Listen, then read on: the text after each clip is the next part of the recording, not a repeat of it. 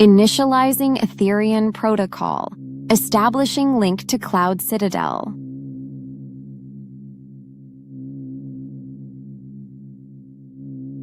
Welcome, Alita Army. You stand at the threshold of quantum consciousness. Okay, hey, Alita Army. Welcome to the Alita Livestream of August the 28th, 2026. Alita or, geez, Gary. Alita, Hugo, or Figure 4, where we discuss all things to do with the movie Alita Battle Angel, the source manga Gundam, and the greatly desired sequels. I am your host, Creek Indian from Denver, Colorado, actually Littleton, Colorado. And with me from just north of Philly is Chaos. How's it going, Chaos? Hi there, Creek. How are you doing? Real good, real good. Super. And from, I guess from Vegas, or Brisbane in Queensland, Australia, we have Angeli 2.0. So the topic for today is Rosa, Hugo, or Figure 4? I thought I might do it for you and get it out of the way. Yeah, because I will probably do this several times. I call Rosa Alita and Alita Rosa quite a bit. So anyway, that's the way it goes, I guess. So anyway, how's it going there, Chaos? Well, I did Gun on Martian Memory today. I'll keep doing it on Fridays, but this time the audio actually worked. Ah, okay. So yeah, I'll check that out then after. Oh, go ahead. Yeah. I kind of need to backtrack. I forgot to save the game, but it's okay. It works. Okay, I'll check it out after we get through the stream here. And Angela, how's things down under? Nice and warm. Same old stuff, huh? Yeah. I guess sleep, work, sleep. I'm sorry?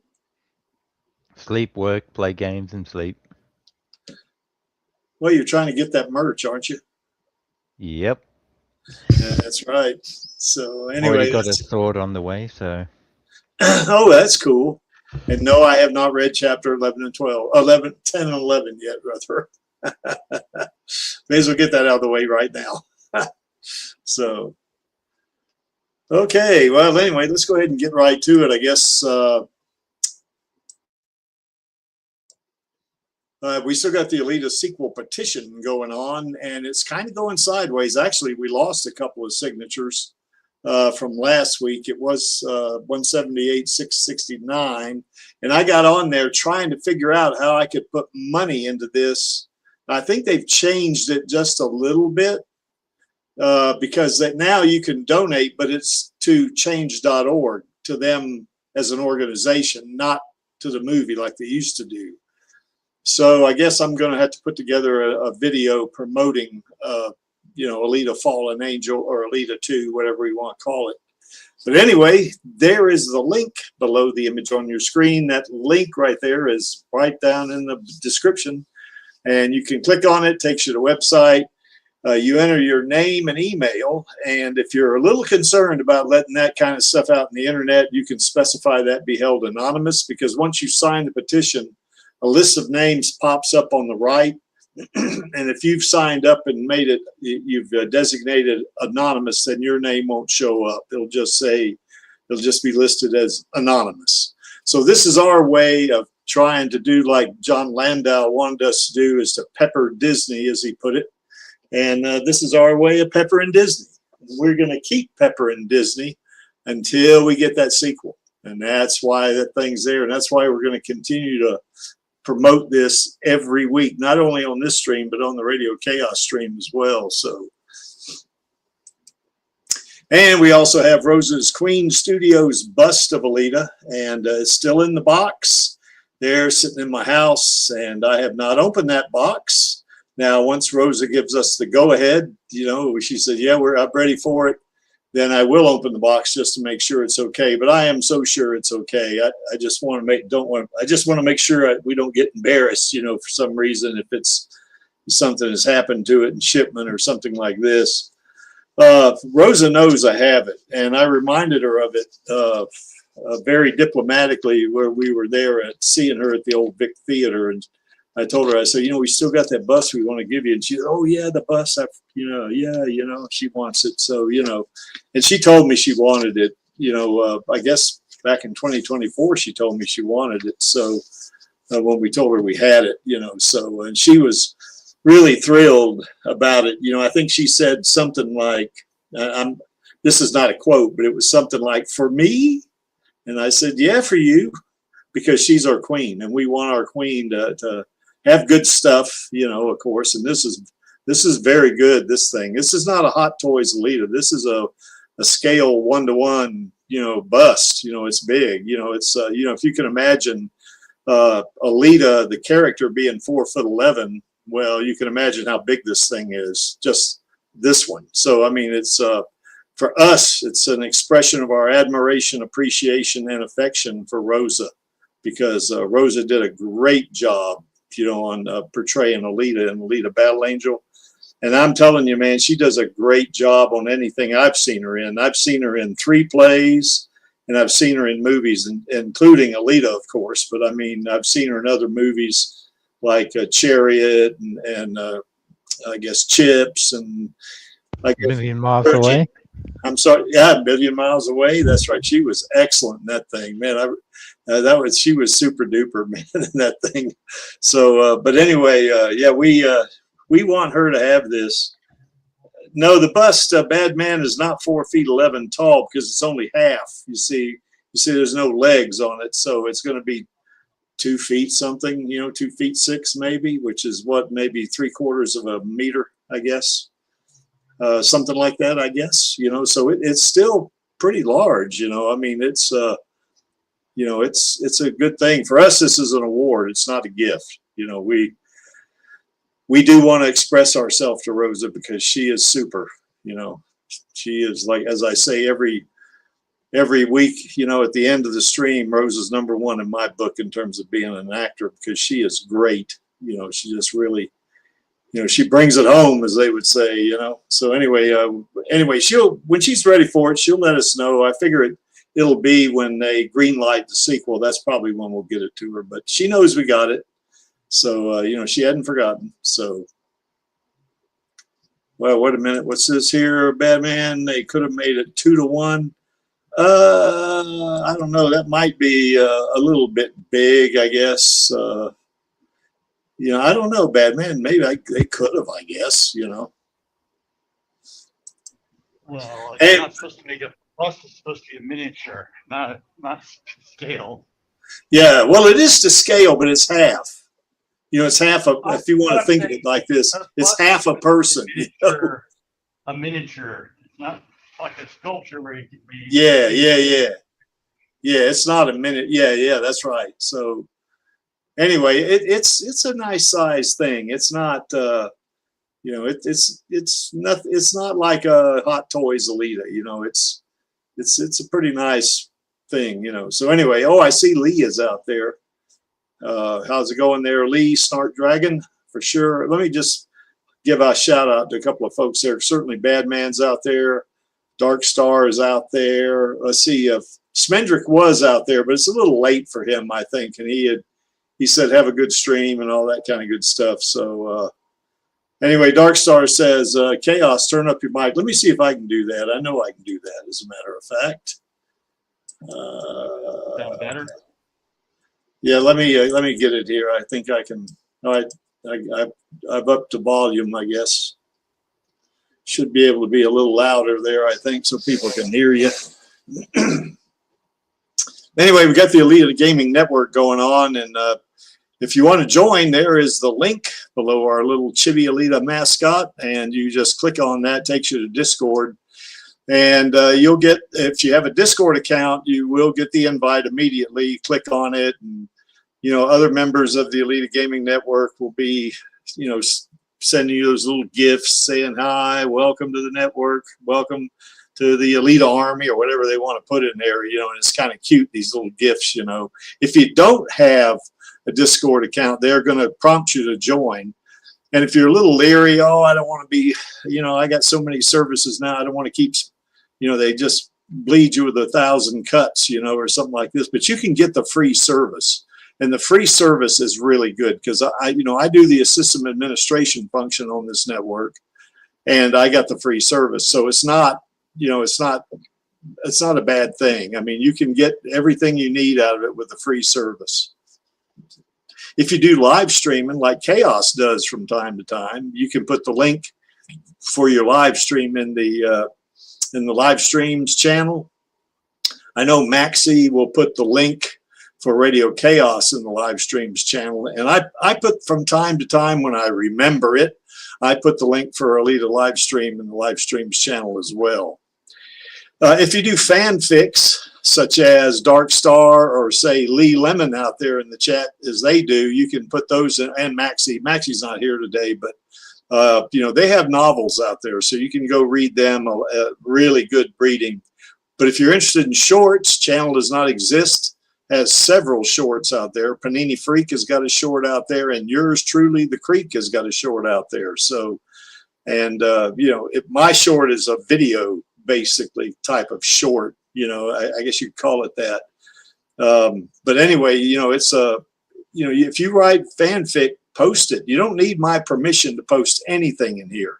You just post it, you know, if you're a member, that is. If you do artwork or videos, you can post those in the user creations channel. Now, I think with artwork, it's got to be, I think, like 2,000 characters, or no, 10 megabytes maybe for that. Yeah, if you do any kind of text, it's 2,000 characters. That's right. So anyway, you know, so there's a limit. But if you have like a really big novel, like Dark Star has 2 or 3, and I think Lee's got a really large story about Alita and Jason DeShane, you know, then they basically, he just puts a link, you know, to Archive of Our Own or fanfiction.net. I think he's having a little trouble with Archive, or is it Fanfiction, Lee? I can't remember. And he had to kind of add an extra chapter to one other place or something like this, you know. But you can do that. You can put links in there, and it'll take you, you know, when you click on that, it takes you to that particular site, and you can read, you know, the story, you know. And that there's a lot of good stories out there, because even though it's not canon, you can definitely read, you know, new content about Alita, and you know, we're all aching for new content about Alita, particularly that sequel, and you know, it's a good way to do it in the absence of a sequel. And of course, the user creations artists, and you know, like I think Channel Does Not Exist has several art pieces out there in the user creations channel. If you want to post content that's not Alita related, then you can put that in the off-topic channel. Now, I kind of watch that, because if I see anything inappropriate or untoward in there, I'm going to delete it. You know, I mean, I don't want any politics in there. You know, I don't care if you're left or right. I mean, I think everybody on this stream knows my political persuasion. You know, I mean, even though I'm somewhat left of center, I don't care. I will delete any political post out there that's, say, is about maybe a candidate or some leader, something like that. I'm going to delete the hell out of it. If it's a more generalized thing, I'll kind of, you know, read, just see if that's okay, you know, because people like to express themselves. I don't, you know, we don't care about that. But I mean, you know, we don't want any kind of, you know, well, I'm not going to get too deep into it. I get myself in trouble, but basically, pretty much anything political in the off-topic channel, I'm going to delete it. Now, I've only had to call delete one thing out of the Alita Gaming Network, and it wasn't in just the off-topics channel. It was in several channels, but it was a cryptocurrency promotion. I deleted the hell out of all of those. So anyway, say again. If they when you reference that they can express themselves, they always have to refer back to the mantra of the Alita Army. We represent Rosa and Alita passionately, yes, and positively. Yes. If it isn't both, then there's the door. No, no. We won't kick you out, but get what I mean. Yeah, exactly. I mean, you know, granted, you know, the off-topic channel is, of course, you don't have to post about Alita or Rosa in that one. I mean, it could be anything, but if it's not a positive thing, if it's negative, I'm going to delete the hell out of it right off the bat. But, you know, barely, you know, if I just read like 5 words and it's negative, I'm deleting it, you know. If it's a more general political post, you know, not about a particular person or something like that, or a particular group, you know, I might let that slide. But generally speaking, I'm going to delete political posts. You know, I don't want them in there. You know, I don't care left or right. I don't want them in there. So anyway, that's that. Let's get off of it before I get in trouble. We have 3 voice channels that you can have a lot of fun with. Now, if you're familiar with services like, let's say, Citrix or GoToMeeting, or I guess Microsoft Teams, Google Meet, Zoom, you know, any of those, if you're familiar with those, these voice channels are very much like that. You just get into the channel, you invite other people in the Alita Gaming Network to join you in the channel. The general internet at large cannot see or get into those channels. And certainly even the general, I guess, you know, users on Discord, unless they're a member of the Alita Gaming Network, they can't get in there. So those channels are not streamed, and people on the internet can't see them, you know, unless they're a member of the Alita Gaming Network. So you can get into those things, just talk. You can share your screen, play a game. You can do that kind of stuff in there and have a lot of fun with it. Now, the Watch Party channel is, this is a channel where certainly we do watch, as they say, watch parties. Like, for instance, I've hosted watching Alita Battle Angel like 3 or 4 times.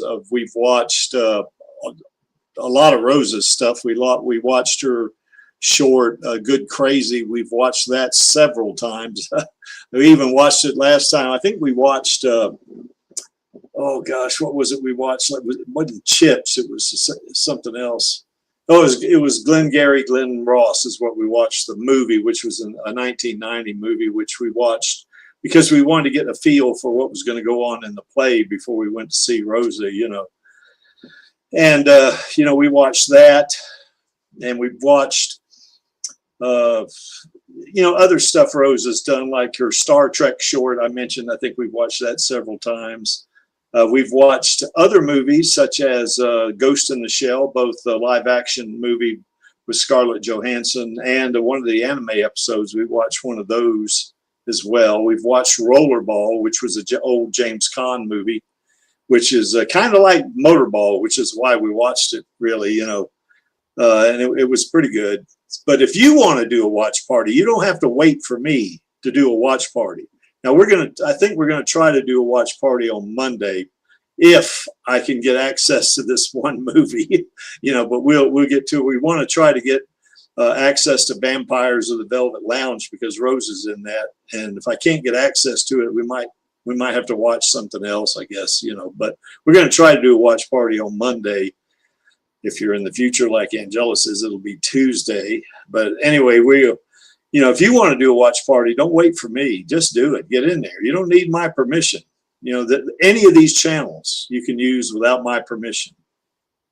The only thing is I'm going to watch it just to make sure nothing inappropriate gets in there, you know. So, but otherwise, you know, you're pretty much free to do what you want in there, you know, as long as it's positively and, you know, promotes Alita, you know, positively and passionately, I guess, if you want to, except for the off-topic channel, obviously. So, okay, so let's talk about Alita and how she would handle, or not how she would handle, because she could whip either one of them, so she could handle either Figure 4 or Hugo. And I did a stream on this about a little over 4 years ago, but I want to go in more detail, a little more depth on this one than I did that one. That stream 4 years ago was basically, you know, we kind of did a very cursory level, you know, who is better, Figure 4 or Hugo. And we had a vote, and I think, you know, Figure 4 won. I can't remember how many people. I think we had like 10 people watching, I think, at that point. And Figure 4 won 6-4, I think, or something like this, you know. Well, we're not going to do a vote here, but now you post in the chat who you think is better, you know, and certainly do that. But anyway, with Alita, now we've talked about Alita several times about, you know, her as a cyborg, as an android, her being a human being, you know, what her capabilities are, you know who she who she cares about and that kind of stuff, and what lengths she'll go to protect friends and family and stuff like this. So we've gone into that quite a bit, you know. So anyway, as we have said in the past, and Chaos, you and Angelus pipe up at any old time. You can interrupt me. It's okay. But that first bullet there, I guess, yeah, that's right, Angelus, ooh-woo for sure. Plenty of ooh-woo in that picture right there. But anyway, Alita is, she's not a superhero, you know, she's not that. You know, she's just a person trying to figure out who she is, you know, try to regain her past and stuff like this, you know. But that's there. She that too, but go ahead, Chaos. What was that? I mean, superheroes all pretty much try to find out more about who they are. It's not that unique. Yeah, I got your mic turned up as far as I can get it turned up on my end, and we still can't. Oh, wait a minute. This thing is a little better. Yeah, I turned it up again. I think I got it as high as it'll go, but well, this thing is not. I adjust it.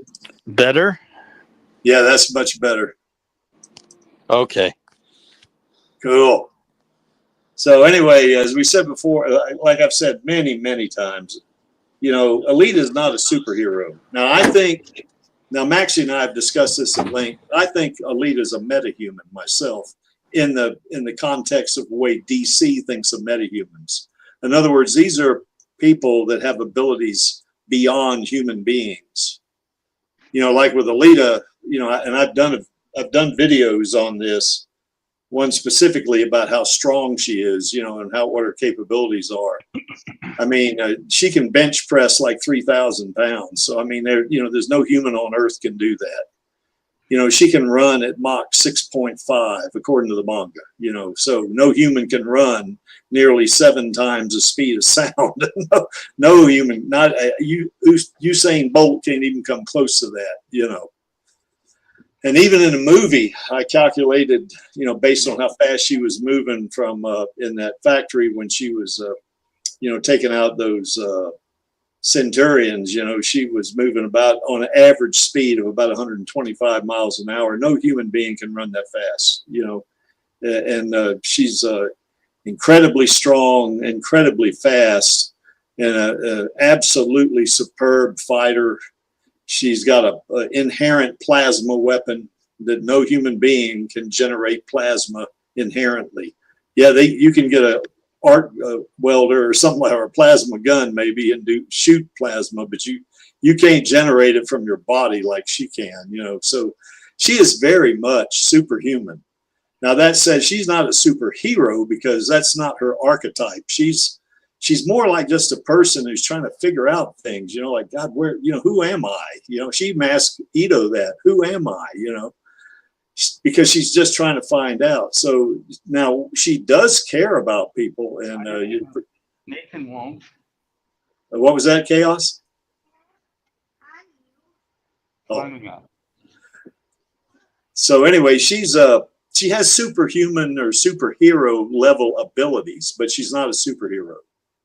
You know, and according to Creek, she's a metahuman, but she's not a superhero. Now, she is intelligent. You know, she knows, you know, she knows what she's doing. You know, she's very thoughtful about things at times. And I will say this, she can be pretty impulsive, you know, at times. She is compassionate and loving for sure. You know, particularly people that are, you know, friends and family. You know, I mean, she will go to bat for them. I mean, she will go to the wall for, you know, anybody she loves, you know, I mean, that's for sure, you know. And that fourth bullet is kind of interesting. She is easy to get along with, you know, I mean, she's kind of if you met her, if this was a real person, if certainly she's not a real person, not as Alita. Rose is a real person, but Alita is not, you know. But if she was, and you met her and it was in a kind of a laid back, you know, kind of a setting, maybe if you were in the Kansas bar, let's say, or some other place that she was, and you struck up a conversation with her, she'd be friendly and stuff like that, you know. Now, that said, she can go sideways on you in a heartbeat, you know, particularly if she perceives you as a threat. You know, if she perceives you as a threat, particularly to friends and family, you're in big trouble.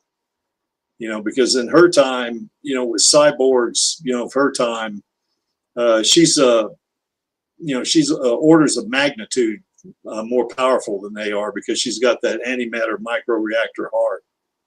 And in the manga, she doesn't have that, but in the manga, she's still really powerful. You know, she's incredibly strong. She can run incredibly fast, you know, and is just a superior fighter, you know. So, I mean, you know, and if you mess with her, you know, you piss her off, as she told Hugo, don't piss me off, you know. Yeah, she can go sideways on you for sure, you know. And like I say, she can be impulsive. Like, for instance, when in the Kansas bar, when I guess Gorishka carved out that hole in the floor and jumped down into the underworld, you know, most people would have said, no, I'm not going down there, because you know, there's an old saying by Sun Tzu that you should know your enemy as well as you know yourself. And if you have that knowledge, you need not fear the outcome of 100 battles, you know. And she didn't do that. She just jumped right in there. Now, I think Lee Lemon pointed out that the reason why she did that is she didn't feel like she had an alternative, you know, because Gruwishko was after her and Ito. And, you know, particularly with Ito, you know, she felt protective, and she went after him because of that. You know, plus in the manga, that was kind of similar. She went after Makaku like that as well, which is the analog for Gruwishka in the movie. But yeah, she can be impulsive. Now, a couple of the things that we love about her, of course, is her perseverance and determination. You know, she sets her sight on an objective. She's going to accomplish it, you know, regardless. I mean, it's going to happen. And if you're in her way, you better get out of her way, you know, because she will make it happen. And yep, Angelus, I put that last bullet in there for you. She's got uwu for sure. You know? Yeah, she's if she was a real person, you'd say, yeah, that's a really pretty lady. You know, I mean, well, she's a pretty lady. Like Rose is a pretty lady. You know what I mean? Yeah.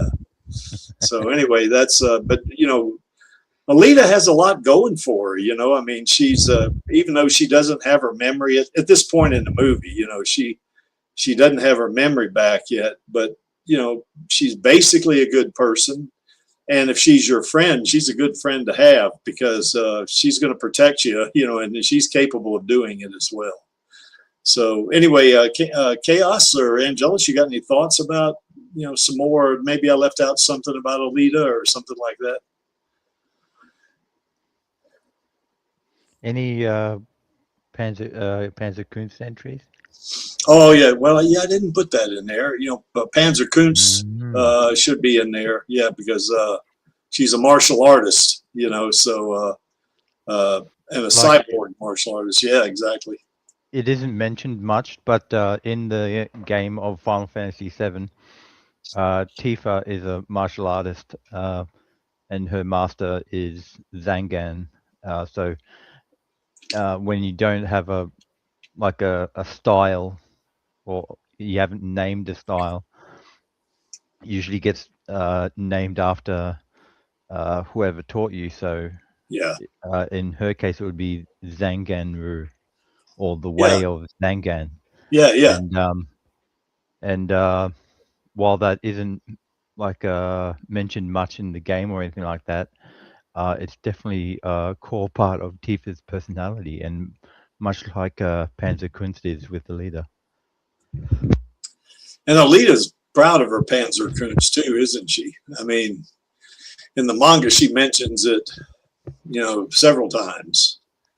You know, I've got my Panzer Kunst. You know, I think read that in one of the panels, not in chat, not in volume 10 or 11 there, Angel. So. I mean, she certainly has a reason for becoming the Hunter Warrior because she certainly sees Okaku as a coward. She says that much. And Yeah. she certainly wants to stand up to Yeah, that's for right. the fact that and this is even in the manga too. Yeah. Well, another thing about her, I guess I forgot to put up there, is she's athletic. You know, I mean, she's a motorball professional. You know, so now granted in the movie, I think in the movie she was in second league and then had won the second league championship right at the end when she pointed the Damascus blade up at Zalem. You know, at that point she was about to enter her first Champions League race, I think. So yeah, she is a true professional. You know, I mean, in terms of being an athlete. You know, so I mean that's another thing that kind of sets her apart from the average person. You know, being professional. You know. Well, yeah, professional, but you know, hopefully people be a little active because you know it helps you not feel so. It helps you get to sleep at night for one, and on one Yeah. Well, if Alita's a friend of yours, and you know you're living in the same, say you were in the 26th century and you were living like Jason is in Lee's story, living in you know Ito's house. Now Jason, certainly they got attacked in there, but you know as a general rule, people aren't going to mess with you because Alita lives there. You know, and most people you know are going to stay away from trying to bust into the house and hurt the occupants or something because they know they're going to have to answer to Alita if they do that. Now, in the case of Lee's story with Jason, Nova kind of manipulated Fenrir to go after, to do what he was going to do, you know, to try to get at Alita, you know, and of course Alita made quick work out of him, you know. That Fenrir was the character, I guess, in Lee's story that attacked Gerhard, and Jason, you know, tried to defend her, and he got the crap beat out of him, you know, nearly to the point of death, you know. So, and then of course Alita caught up with Fenrir and he was dead within 10 seconds after that. So yeah, she's not somebody you want to mess with in terms of her family or friends. You know, she'll mess you up, you know, is what she'll do. Alita is a tomboy. Yeah, I guess so. You know, she can be pretty soft, you know. I mean, I think she, you know, in the movie we saw she is really soft with Hugo, you know. I mean, she loves Hugo, you know. So I mean, you know, she can definitely be soft, but yeah, she's a tomboy. And if you've read the novelization, you kind of get that feeling too, because there's one I guess chapter there in the novelization that they left out of the movie, but she's in Tanji and Hugo's practice track, and you know, Hugo's training her because she's got her tryout for the second league, you know, and so she's going through all that and going through the obstacles and stuff like that. And she's also wanting Hugo to kind of make it intense so she can remember who she was, you know. And so what she does, she said she picks up like a 2x4 or something like that and gives it to Hugo and said, I'm gonna skate back around, and when I come back around, I want you to hit me with this 2x4. How many people would ask you to hit them with a 2x4? So anyway, Hugo said, "Are you serious?" And she said, "Yeah, hit me with this hit me," you know. So anyway, she skates around and literally destroys their practice track and comes up, and then Hugo goes to hit her with a 2x4, and she just raises her arm, and the 2x4 shatters, you know, and it hits her arm. And she kind of jumps on top of Hugo and tumbles over him. She's about to punch him in the face, you know, full power. She's got him pinned to the ground, you know, and Hugo looks up at her with like really, you know, like terrified eyes. Did that help any? And she kind of catches herself. She said, no, like that, you know.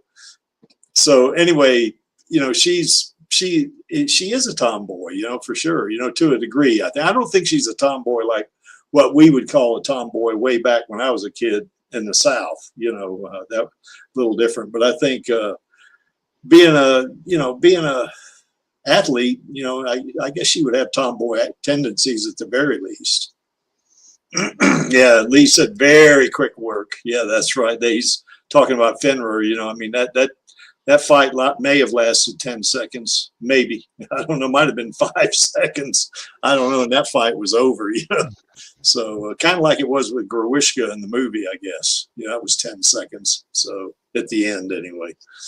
So anything else about Alita? I can't think of anything else. I mean, she's former military. I know that. Whether you've, you know, if you're into the backstory of the movie or you've read the manga, in the movie she was in the military, and in the manga she was in the Mauser school, you know, and that was kind of a mercenary, you know, type thing, you know. But they were military. That was, I guess, more paramilitary, I guess, but it's still military, you know. So she's got that discipline, you know. I'll tell you guys a story. Yeah. There's a Star Wars game called Knights of the Old Republic, and its main character is a guy by the name of Revan. And in this story, character you he play gets, that's right. and in the story, yeah, that's correct. He starts off trained as a Jedi, the traditional ways.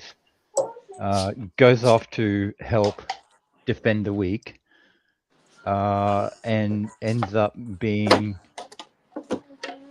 He gets captured put by it gently? by the other Sith Lord. That's what happens. Yeah. He essentially gets. I'm trying to, I guess, skip over some of the details without getting too. Well, but yeah, it's he a does get scavenger captured. hunt that you're going through, but it has a point because you're trying to find out where this super weapon is, the Starforge. Yep. And so he starts off as a Jedi. He gets turned into a Sith, you know, presumably from the war, but there's another reason too, a more darker, hidden reason. And so he becomes a Sith from there. As a Sith, he comes back and tries to invade like they all do. He gets captured and knocks on the head, and lo and behold, what happens? He loses his memory. So the Jedi recapture him in that moment of weakness, so to speak, and they retrain him, I guess. Trying to cover up that memory, Jedi and test. and he plays the Jedi test, yeah. And so that's basically his story, and it obviously continues on from there. But you know, that's a whole different tangent, and it'd take too long. But essentially, to bring it back to Alita, she's still always been her own person. Like, she started off as a soldier and a Panzerkunst fighter, aka Yoko. She gets caught, punished, sentenced, etc., loses her memory as a result, and then obviously she isn't retrained, but she's re-raised as Alita by Doc Yudo 300 years later, mind you. And the other part too is just the other Sith that's been there, always been a Sith. He comes back kind of similar to Erica, and he says, "Let's fight again. Let's see who wins this time." So, Alec, yeah. I mean, even throughout that, some minor spoilers for Revan's character. He's more, what's the word I'm looking for? It's a blank slate character, but that happened because the guys, people at LucasArts who made the video game, George Lucas says, no, we're not going to make a video game about the original trilogy. So they made it about a distant prequel. That's why they made Revan in the first place, because they were originally going to make a game where you play through it as Luke Skywalker, but George Lucas wouldn't approve of it. So that's why they made Knights of the Old Republic. And but through the expanded backstory, if you want to call it that. Revan's character, he's still affected by the whole messing with his brain. Yeah. And in a way, Alita is as well, but Revan's always been his own person, made his own decisions in the end. And so as Alita. And even though Alita and Yoko are, completely different,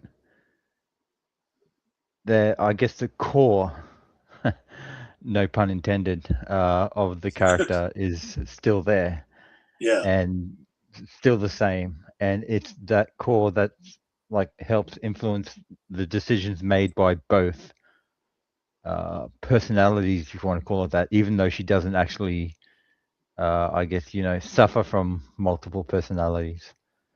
One doesn't have overarching power over the other. So yeah, I think Alita kind of thinks of Yoko as like a different person or so, almost, like that. She's, I mean, she finds out who she is completely, in Last Order, when she gets access, she has that brain chip and she gets access, to databases and all kinds of good stuff, I guess. And she figures out, that she's now, she was Yoko and knew a lot, learned a lot about herself. And I think she just felt like that was a different person and didn't particularly like Yoko, because of Ito's influence on her, after he found her in the scrapyard, So anyway, that's that, I suppose.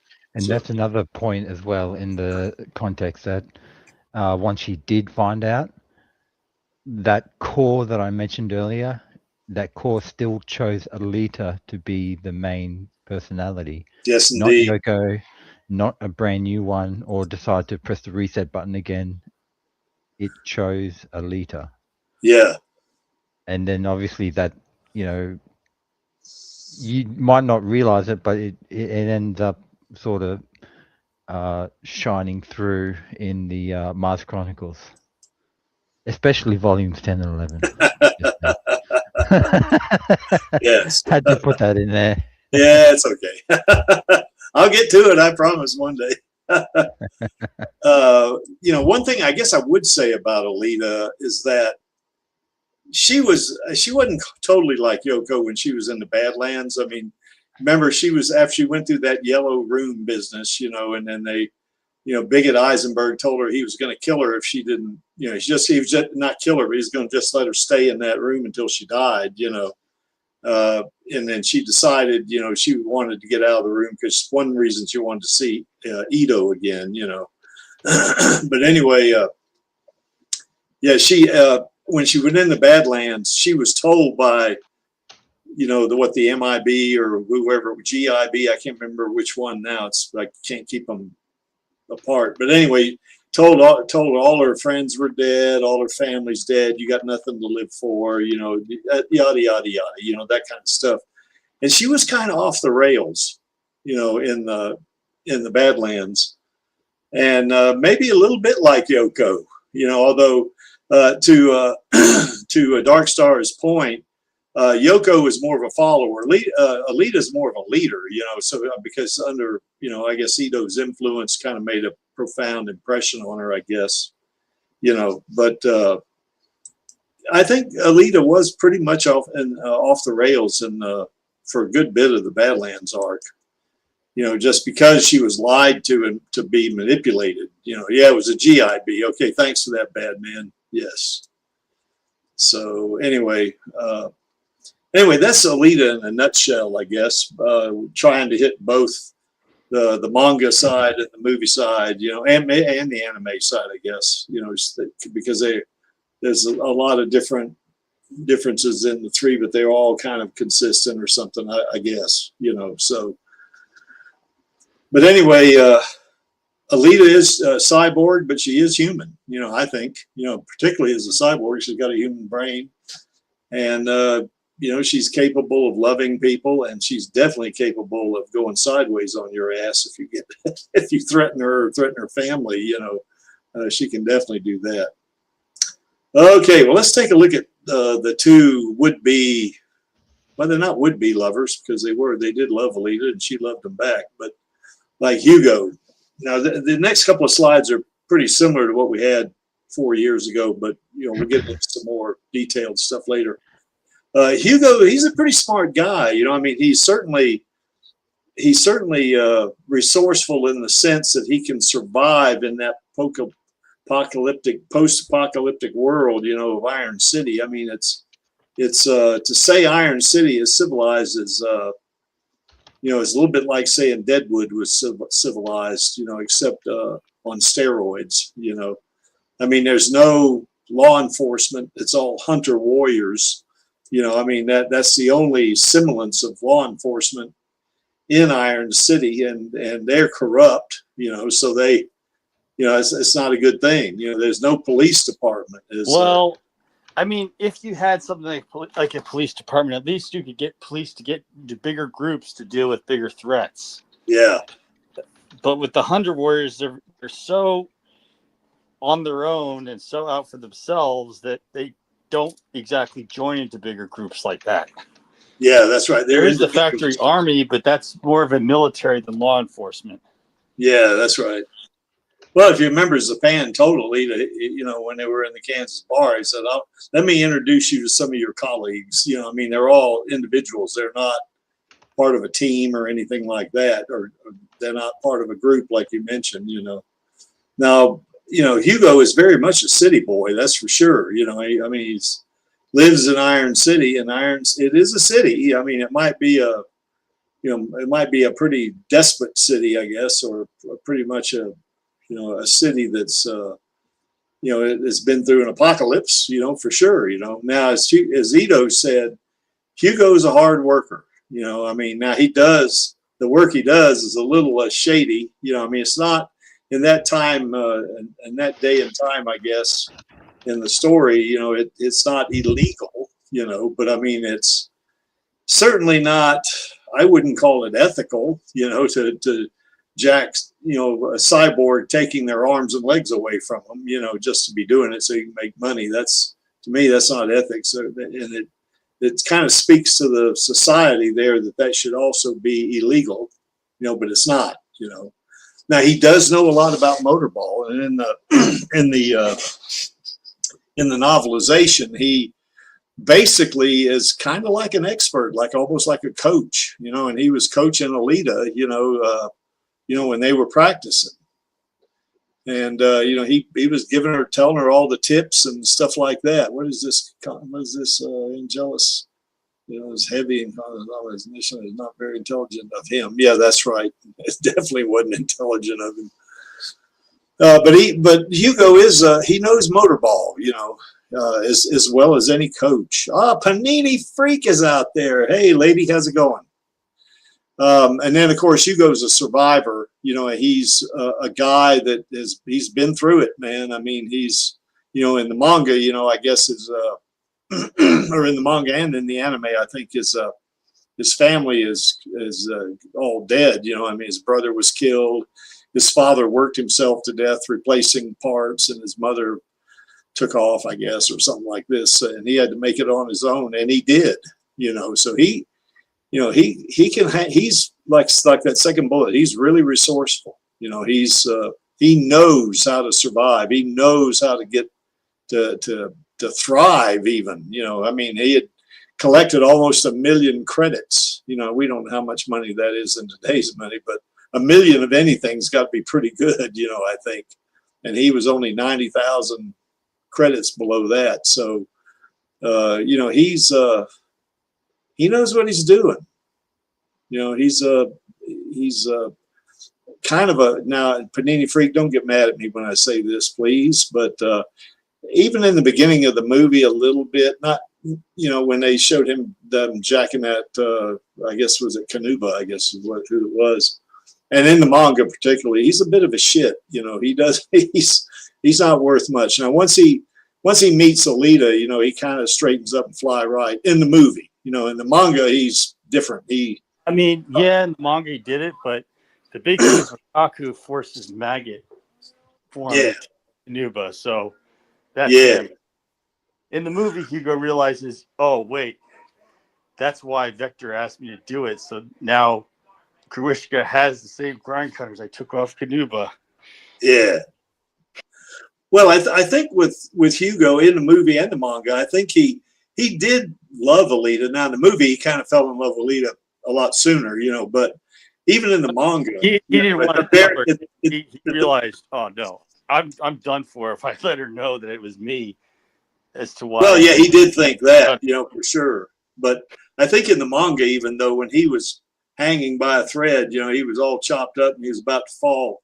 I think at that instant, just before he fell, he fell in love with Alita. But that's way too late, But in the manga Hugo and a movie Hugo is they're pretty different, in a lot of ways. Manga Hugo didn't really care about Alita too much. Movie Hugo did, and he treated her well. He wasn't as much of a shit, well, I guess. So, I guess he really had that priority for Zom, and he kind of realized that. Oh, well, he kind of felt a little bit regretful because he decided, he'd stand in front of Ito and make sure no one tries to mess with him while he's carrying Alita out of there. Yeah. Well, there's Eddie Molotov Gruishka too. Yeah, he did. Kind of a mini Molotov, and he did that to Japan too. I guess. I think manga Hugo is he's kind of a chicken, but movie Hugo doesn't strike me as a chicken. He stood up to Gruishka. He threw that that flame bottle or whatever that damn thing was called. It was a Molotov, it wasn't a Molotov cocktail. It was, yeah, it was kind of like a smaller version or something of it, but. Now, here's an interesting point by Panini Freak. She says she wonders how movie Hugo would react to manga Hugo. I don't think movie Hugo would like manga Hugo very much myself, because he's just really, he's basically a little twerp. He's even a coward to a lot of. Now he's kind of resourceful in the manga as well. And in the anime, he's kind of like Hugo is that way. I mean, he knows how to survive, but. Yeah, he's all about getting to Zalem no matter what. It's Alita doesn't come into the picture. Whereas movie Hugo comes around, he falls in love with Alita, and he really does change his ways, I think. So, and that's right, Panini Freak, that's your boy. I know, and I'll tell you, my feelings about Hugo have changed or kind of evolved over time since I've been watching the movie so many times. When I first saw the movie, the first couple of times, I thought, well, you little shit, for doing what he did, Jack and Kanuba, and then getting those grind cutters over to Vector and Shirin. And then, of course, seeing those grind cutters on, the same grind cutters on Gruishka, and then goes and makes a deal, with Vector, to get to, he has a drink with him and all that kind of stuff. I didn't like that too much at all. I thought he was a twerp, but as time went on, I watched the movie more and more, and I saw how he treated Alita and stuff. I thought, well, he's okay. He did the wrong thing, but he's come around, and I think everybody gets a second chance, stuff like that. I mean, I think I know why he was that way, given how, there's crime is a big problem there in that city. Yeah, well, crime is a big deal there, for sure, So, but my final thought about him, and we're going to talk about him a little bit later, but is that, he came around, he didn't, he remember he told Tanji, I can't do this anymore. That, Alita had a profound influence on him, I think. What is this right here, Dark Star? I can't forgive him for thinking his dream before thinking of Alita. Well, he kind of did, but, when they were going up that tube, Alita convinced him to come back down with her, and he did. But, of course, it was way late, because Nova, who I think is a bit of a shit, is going to, he killed him, basically. So, anyway. What is this? What you got here, Snark Dragon, which is Lee Lemon? Let's see. It's only crime is against the law, and very few things are against the law in that place. Yeah, that's right. Hit that one right on the nose. And of course, Panini Freak loves Hugo. So yeah, I am too, to a point there, Panini Freak. You know, I think so. Particularly at the end, he came around, you know, for sure. Anything that I miss, Angelus or Chaos, about Hugo? I think I hit him pretty well. No, not that I can see. Pretty good at that point. Yeah. All right, figure 4. Now this guy, he's totally different from Hugo. This guy, he's kind of built like the Creek, I think. I'm bragging too much. He's a big guy, you know. I mean, he's what is he? I guess out there. Who's out there? Not Dark Star would know this, but so would AKA maybe. Bad Man. How big is figure 4 in terms of height? Is he like? He's more stocky than he is tall, but that works. Yeah, he's stocky, but I think he's 6'7", but I'm not sure about that. I don't think so. I mean, what do you think he is? Hugo or figure 4 aren't that tall, considering Chaos is taller than either. I mean, he's not a giant. Yeah. But Chaos is also taller than his father, so I don't know. Well, he's at least. The only reference I have is Destiny Nova is only around 5'7", which is funny because, when I saw like Christoph Waltz before I saw the poster with him as Ito, I thought was Christoph Waltz going to be Destiny Nova? I guess not. Yeah. Well, he could have played Destiny Nova because he's a good actor, but.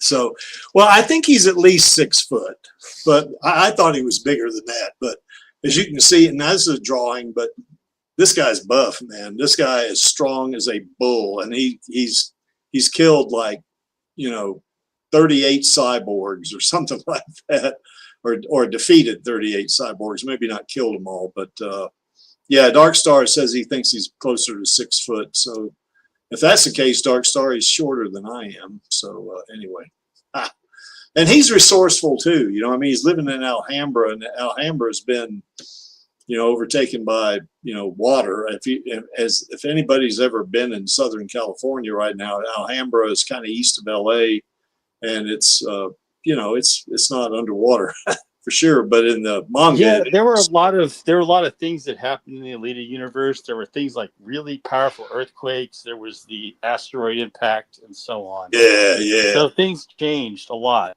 Yeah. Geologically, climate-wise, and so on.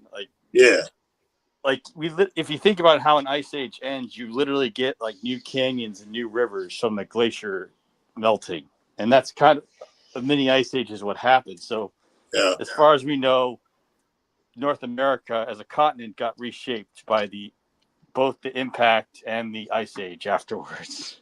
Yes. Well, with him, he is resourceful. I mean, he's like a fisherman. Now, I know Dan and I have argued about this. Not argued too much, but excuse me. Dan thinks that figure 4 is a Polynesian. I think he's an American Indian, but I'm sorry, but I always see Jason Scott Lee when I see figure 4. Yeah, he would be a good figure 4 for sure. Yeah. But I think Scott Lee is from Hawaii. Yeah, he is actually. And there's a lot of Polynesian influence and a lot of Polynesians in Hawaii, that's for sure.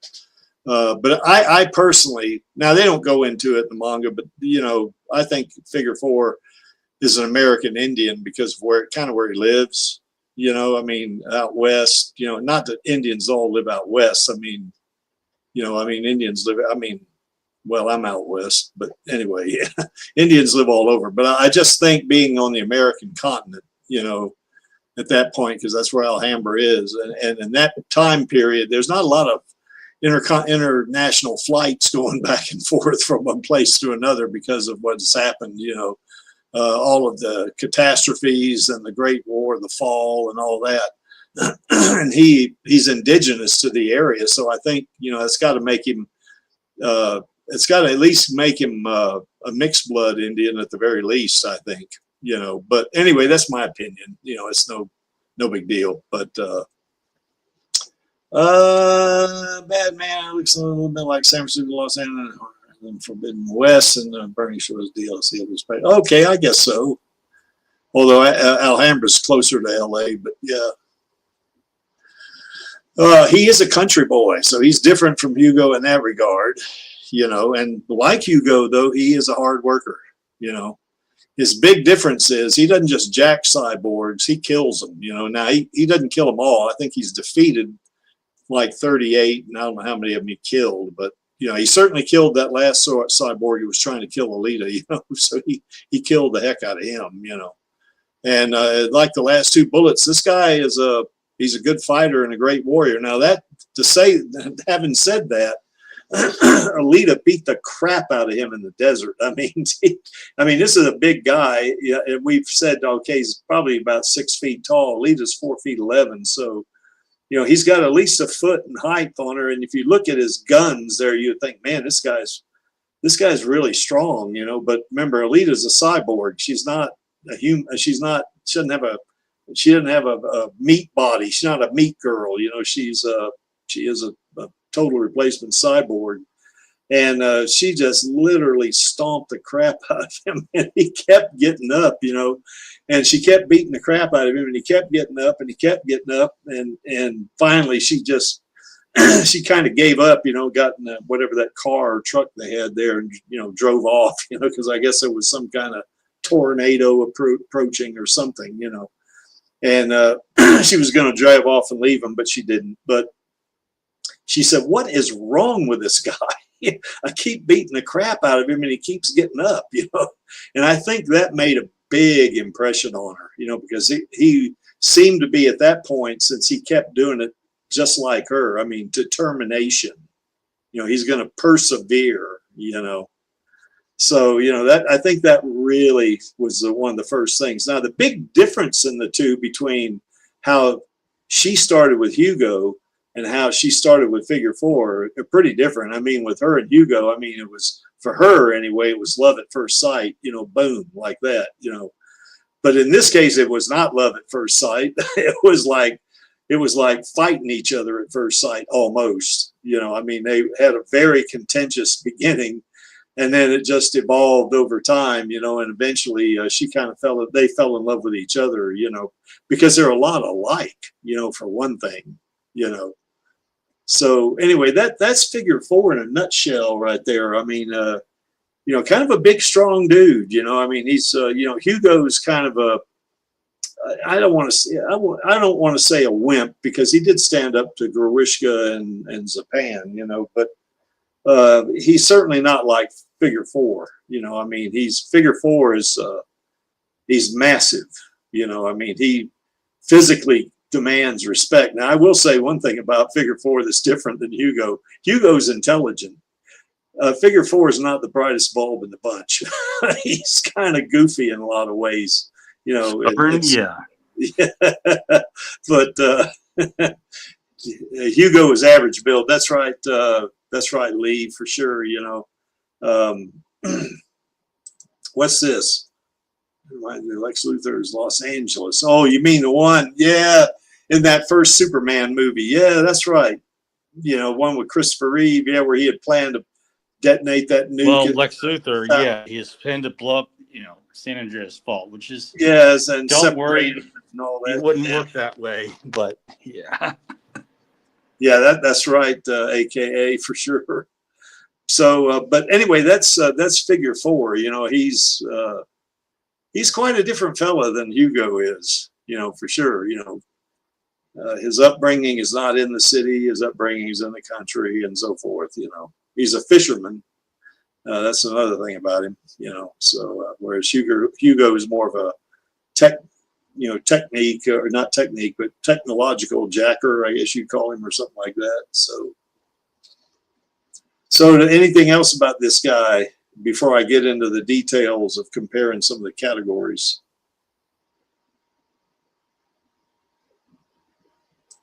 What's this, Lee? He's a feral historian. Hugo is an average baseline. Homo sapien. Okay.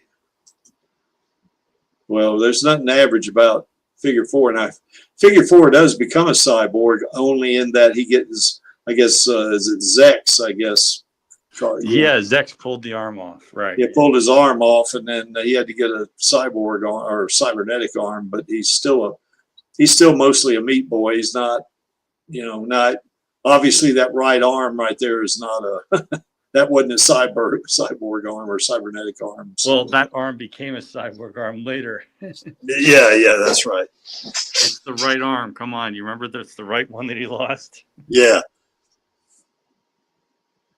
So anyway, that's figure 4. Now that's those two. Now we're not going to answer this question right now, because we're going to answer this question between the two of them. Who is the best or better for Alita? Well, there's some things to think about on this, and this is where I want to go into a little more detail than we did 4 years ago. I guess with Hugo, I think he kind of helped her discover her humanity in a lot of ways, because remember, well, now she had forgotten what she was like when she was Yoko, but she started getting in touch with her feelings and stuff like that, because she fell in love with Hugo, love at first sight type deal, and of course through that she gets in touch with her emotions and her like, as it says there, vulnerabilities, and she certainly gets attached to him, that's for sure. Now, the whole thing about this is that what Hugo does for her in terms of, the ending of the relationship, of course, with him falling off of the supply tube, is that, it kind of gets her in real, how she knows that, what tragedy is. What is this? Hey, Greg, I got nothing to do for an hour. Can I come in? Yeah, I think I sent you a link, didn't I, Dark Star? Well, I usually put links in here anyway. Let me do that. If anybody wants to come on, that includes you, Panini Freak, if you want to talk about Hugo, then there, or anybody, you come on. There's the link right there. Click on it. But anyway, he, not that he wanted to do this, but Hugo kind of taught her to survive tragedy, because he died, and Alita, really loved him. I mean, she, there's Lee. Lee's on. Yeah, you didn't send me a link on Discord. Oh, I didn't? I thought I did. Oh, I thought I did, Lee. I'm sorry. You might have made a mistake, Creek, because you usually just send it to me on X, but. Well, yeah, but Lee is on Discord. He's not on X. Okay. So, I thought I did, Lee. I apologize, man, because I try to send you a link every time. So, and there's Dark Star. There he is. And look who else is on. Jam is on. Golly, we got more people in the stream than we do on. Well, no, we got the same number of people on the stream, Hey, which is okay. Thanks for letting me in at the last minute. I was going to defend more from Figure. No problem. I had one more thing to say about Figure. Oh, did you? Well, put it on. Yeah, go. Yep. The thing about Figure 4, I think the biggest scene that really kind of won Alita over, I mean, the final straw for it was when he came to save her. But the other thing about it was he stood up to her. Yes. And that's, twice. I mean, when she's, spouting off about the only thing that she has in her life now is fighting, and he stands up to her and says, is that really all you think about? And that he actually kind of made her back down. Yeah, he did. Matter of fact, remember what he said? What he said, Dark Star, he said, I like fighting as much as I like eating, but I don't like wars, and I don't like the girls that fight in them. And boy, that got her attention, didn't it? And that's really the thing. I mean, beyond, it's one thing for somebody to, ooh, pretty, hey, come sit here, honey. She had plenty of that in the scrapyard and didn't give them a second look. Yeah, that's right. But somebody who can actually stand up to her, withstand her life, and keep coming back. Yeah. And even if they fight, come back for her. Yeah. I think that's how we won her over. We lost Jams. I hope he comes back on, Jams. I didn't kick you out, I promise. So I think with Hugo, it was kind of like he's like an entryway into life, or whatever you want to call it, a catalyst, as it says there, you know. Now, figure 4 is kind of like Dark Star was alluding to. He's more of her equal. I don't think Hugo is her equal. I think she's superior to Hugo, but I think now I don't. When I say equal, I don't mean physically equal, because Alita beat the shit out of him in this desert, you know. But the fact that he stood up to her, like Dark Star was saying, you know, and the whole thing about him is it's like that first bullet. He treats her more like a person, you know. He's in her face. You know, there's Jam. Okay, he's back. Hey, Jam, I promise I didn't kick you out. And I guess you're having audio problems there, Jam, because we cannot hear you. Yeah, there you go. Can you guys hear me? Yeah, we can hear you fine. So, yeah. Yep. Hi, Jam. Hey, guys, I was trying to adjust my avatar on here. You click on those 3 dots and it says edit avatar. It won't let you do it. Yeah, if you see Kana like that, you can tell I'm on my phone. Yes. So anyway, with Figure, you know, he gets in her face. I mean, he's not, you know, she gets on Yold, you know, at one point, you know, and Figure gets in her face, said, look, he's got a family. He has something to live for. You know, you don't, or something to that effect, you know, and that got her attention, you know, so she really. I also think it made her think, you know, that maybe that was the reason she's acting the way she is because she thinks she doesn't have anything to live for. Exactly. So anyway, in this particular. It's like she said to Den later. It's like, I've tasted the fruit of life, and now I won't give it up to anyone. Yeah, that's right. Yeah, that was a particularly poignant panel, wasn't it? Yeah, she was remembering because she had left Figure 4 back at Alhambra at that point. You know, she had tasted the sweet taste of life or something like that. I was trying to point out Alhambra, for those who didn't follow it or weren't looking too close at the chat, Alhambra is a real place in California, and it's on the northeastern lip of the valley, right as the elevation rises up. So the reason it's on the seaside is because the entire Los Angeles Valley is under the sea. Yeah, that's right. So they improved Los Angeles. Los Angeles is not that bad now, Lee. I mean, everywhere has its bad side. I mean, I don't want to live there, but you know, I mean, I like. I may be a bit biased too. I hate cities. Well, okay. Hey, Lee, did you make it to the part in the story where they talk about the legends in the city of Los Angeles? I don't recall. I may not have. Did you make it? It's when they finally get back to Alhambra. Oh, okay.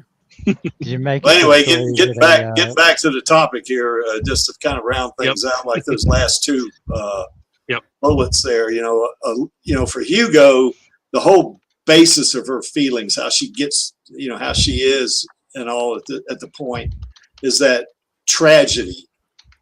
Oh, there's Jam. Jam, you're in there twice. Is that right? Or which one are you, Jam? I got the wrong one, I guess. Whoops. I should be at the very bottom there. Yeah, you're on. We can see you, but there's 2. There's like a screenshot or something there, so I don't know. I was trying to add my picture, Creek.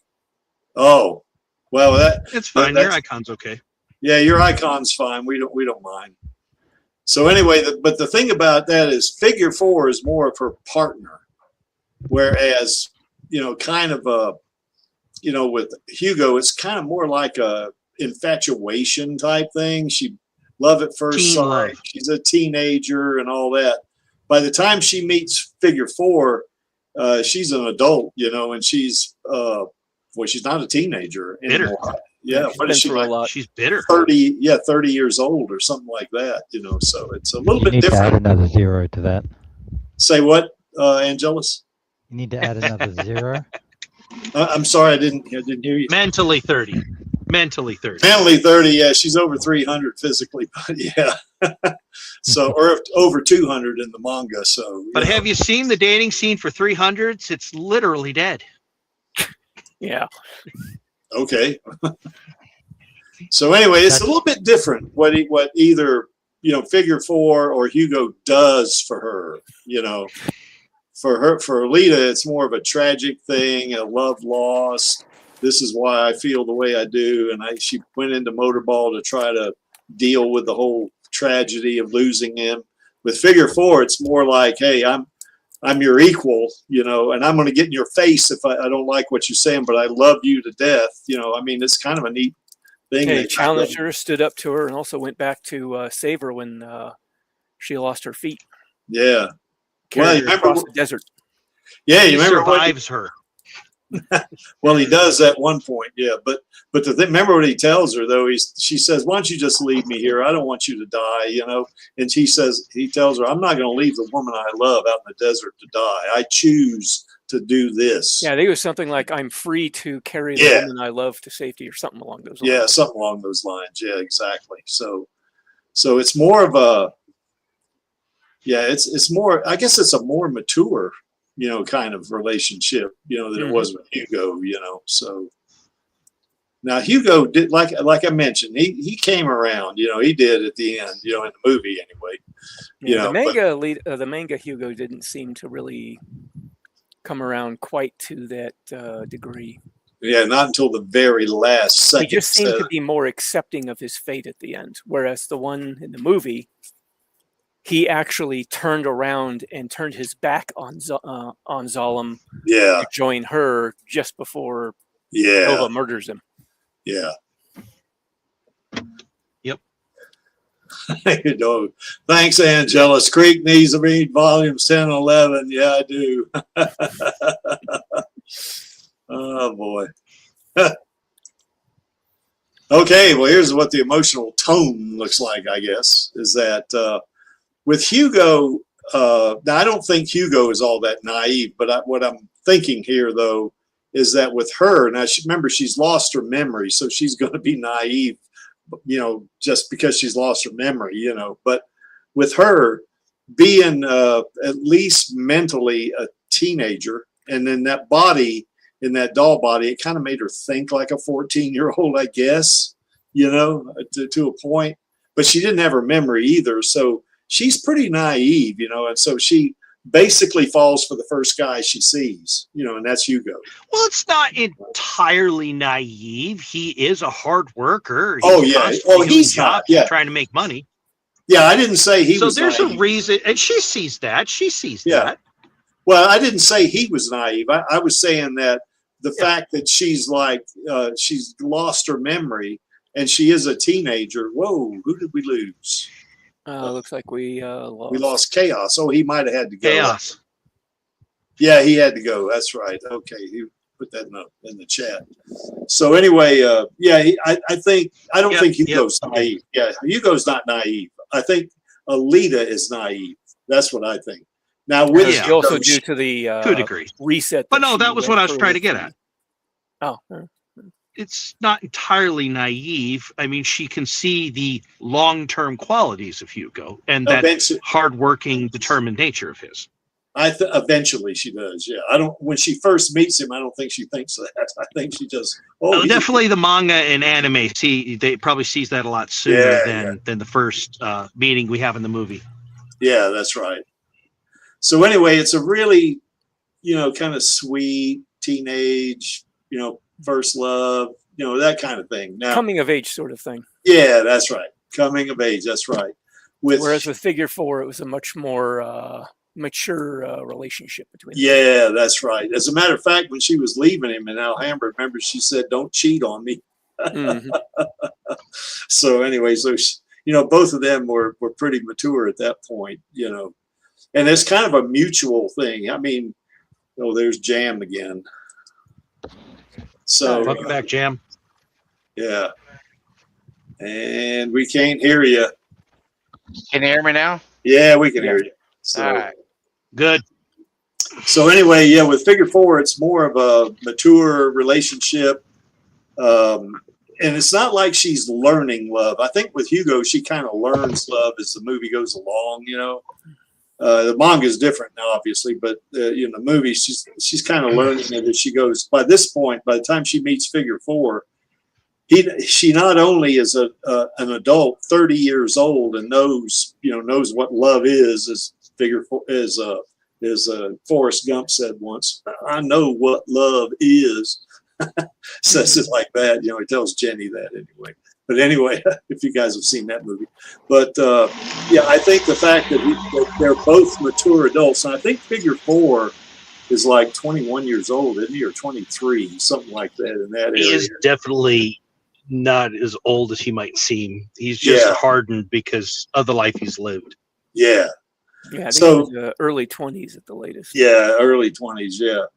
And I think with him, even though he's not the brightest bulb in the bunch, I think he is more stable. I think he's... Well, he's not exactly stupid either. I mean, he may not be as clever or quick-witted as Hugo was, but he's learned quite a bit over his life. Yeah, he's not an idiot. Yeah, he's not that, so, yeah. He's not as knowledgeable. Yeah, that's right.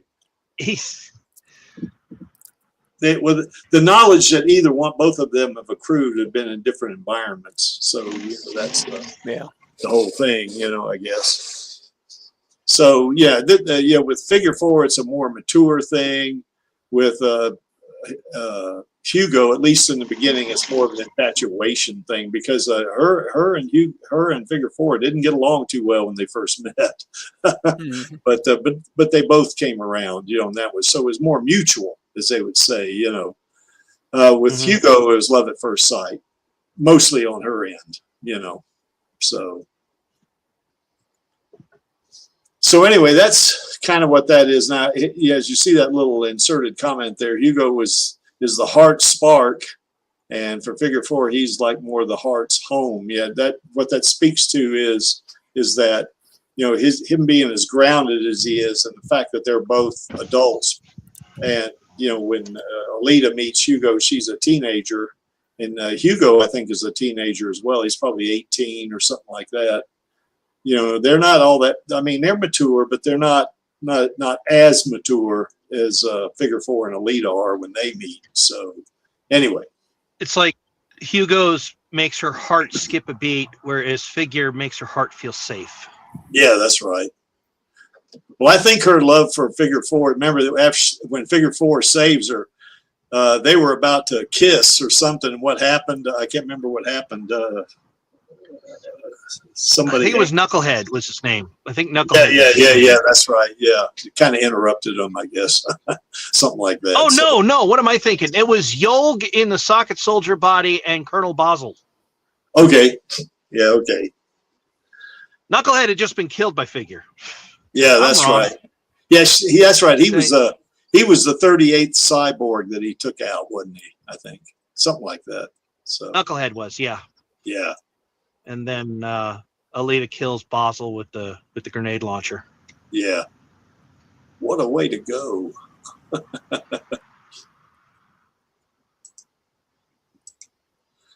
Okay, well, here's kind of the way I think it kind of works out. I think now, of course, a lot of that first bullet there, Hugo teaching her empathy. I think that's mainly because she, didn't have any memory, when he first meets her, but now it was still genuine. I think, being with him, I think kind of, I think it did kind of, she grew from knowing him. I think he was a positive influence for sure, and of course, just, with her being a cyborg, to her, it's like a body, like where she can move from one body to the other, and her body can really take a lot of damage or whatever you want to call it, is going to be more resilient or whatever.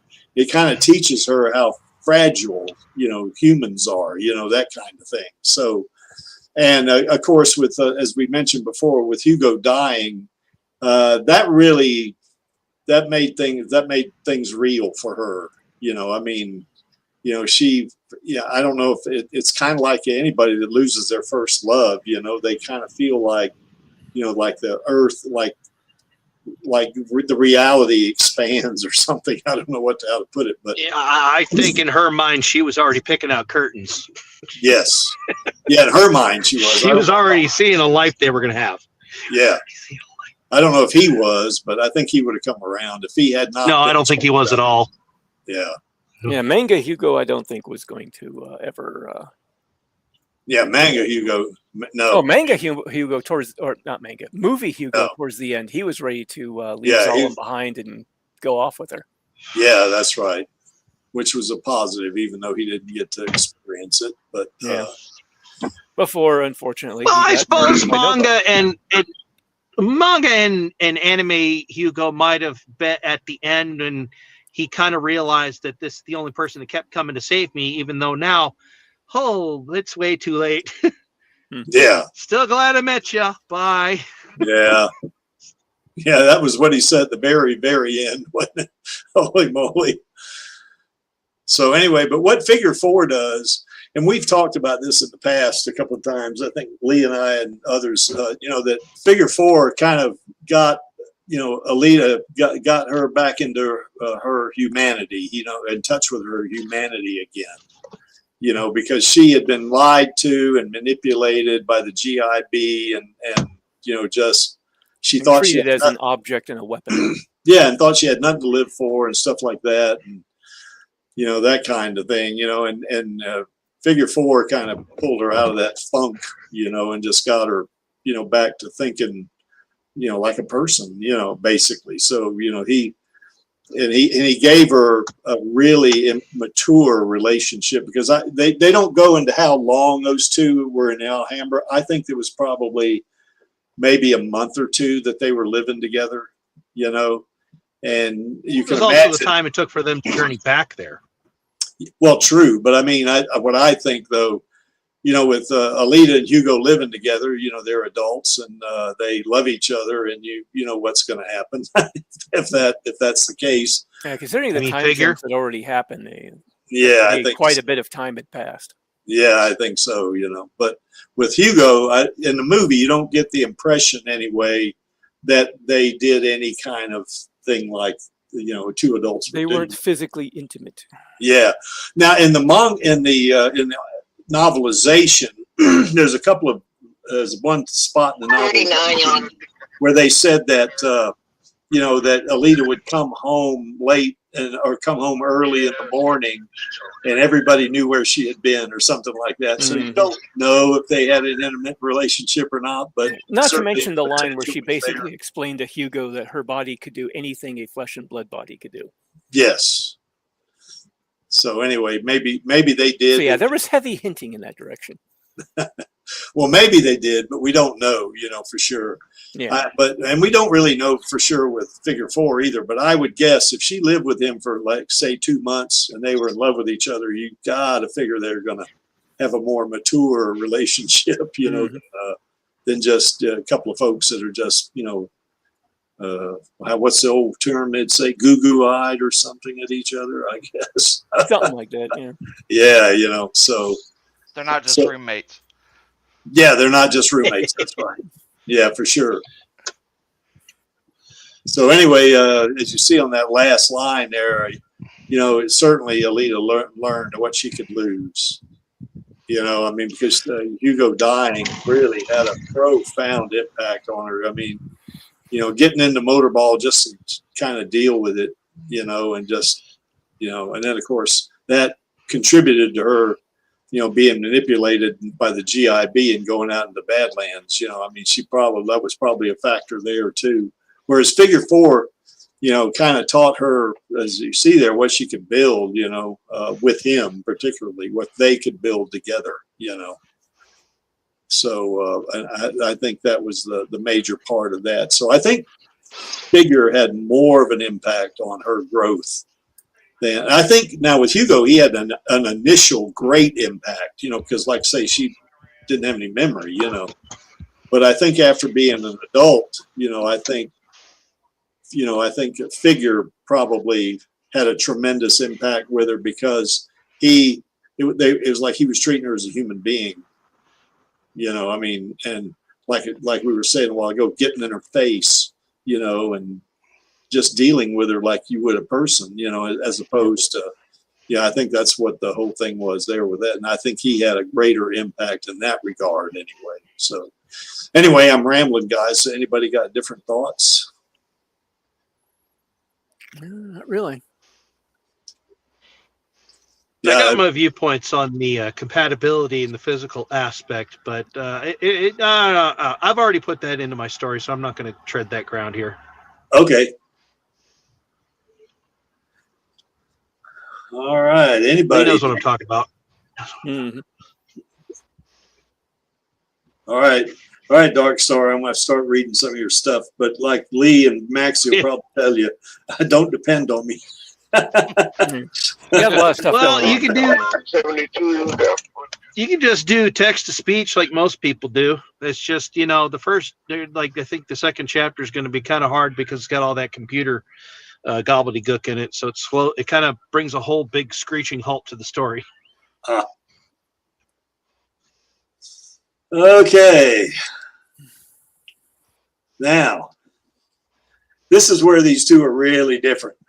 You know, I think Hugo, you know, being in Iron City, you know, that's kind of the, and I don't know if it's fair to say, I mean, I put this down, but, you know, because they're both in a human world, obviously. Now, the world that Hugo's in is totally different than the world that Figure 4 is in. You know, I mean, you know, surviving on the streets, having to jack cyborgs just to live. Now, of course, he was excelling at it. He was flourishing because he had nearly 1 million credits, you know. So he was doing pretty good, you know, in that regard. But the whole idea of having to live through a post-apocalyptic city like that and just fighting for your life damn near every day in that city. Whereas with Figure 4 out in the country, now he had to fight for his life too, but it's a little bit of a different situation, you know. I mean, I am so sure. Now, they don't go into this in the manga either, excuse me, but I'm so sure that, you know, that crime in Alhambra probably wasn't as great as it was in Iron City or the scrapyard. You know what I'm saying? I think it basically, you know, he probably didn't have to do some of the things that Hugo did just to survive. You know, so I think, you know, he's more of a, now, I don't think Figure was in the military, but he's more of that kind of guy. Mercenary. You know? Yeah, mercenary. Yeah, he's more of that kind of guy than Hugo is. Hugo's more of a, well, in the manga, he's like a street urchin, basically. But I mean, he's kind of like a street survivor, you know. And that's not that kind of, I guess, knowledge or that kind of ability to survive does not translate out into the country where Figure 4 lives. You know, I mean, it just doesn't. Neither does Figure 4's what he deals with out in Alhambra and out there in the, you know, out in nowhere is going to translate to survival ability in Iron City. I have a different perspective. Okay. I think that Hugo is an idealist, whereas Figure 4 is a man of principle. I think he's also a realist. Yeah, but pragmatism goes in with having principles. Yes. Like getting on Alita for you know, kind of lambasting Yolk for being a coward or whatever he was, and he told her he's got a family, he has something to live for, you know, like that, just about like that, and she went, whoa. You know. Wow. Whereas Hugo was willing to sacrifice his morals for his ideal. Exactly. So that's two different individuals there, pretty much, you know. Yeah, look at that shot right there. If I figure, yeah, he's definitely American Indian. I don't care what anybody says. I think. Now, in terms of, he's part. I'm sorry. I think he's part. I think he's mixed. Yeah, I think he's. I think like a little Latino, little, because there are a couple of tribes that are around that area. Yeah. And I think they would definitely kind of coalesce after the Impact event. Well, I certainly know about that because I'm a mixed blood myself. So, you know. Yep. But anyway, yeah, the whole thing, you know, about who Hugo is and who Figure 4 is, and how that relates to Alita. I think that's pretty different. Street survivalist versus some guy that's more of a, military, having to, self-mastery, as it says right there. I mean, he's trying to kill cyborgs, but he's not necessarily trying to kill cyborgs. He's defeat them in combat. Yeah, beat them in combat. Yeah, that's right. Because he doesn't kill them all, does he, Lee? He kind of most of them he gives a concussion or something like that and leaves them lying beaten. Others, there's a few that he does kill in the course of the manga, like Knucklehead. I don't know if Panini Freak's out there now, AKA she might not be. Well, after that comment, she'll make herself known if she is. Yeah, she will.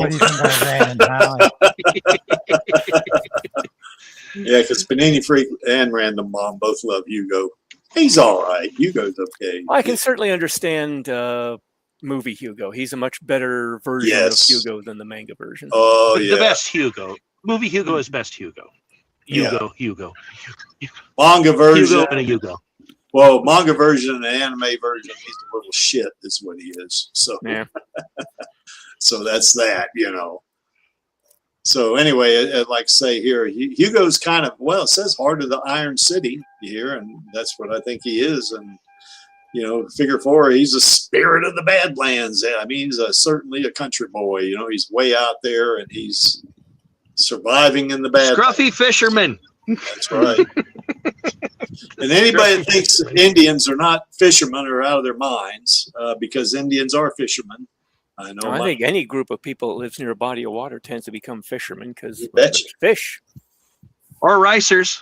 We're right in the middle of ricing season up here. Cool.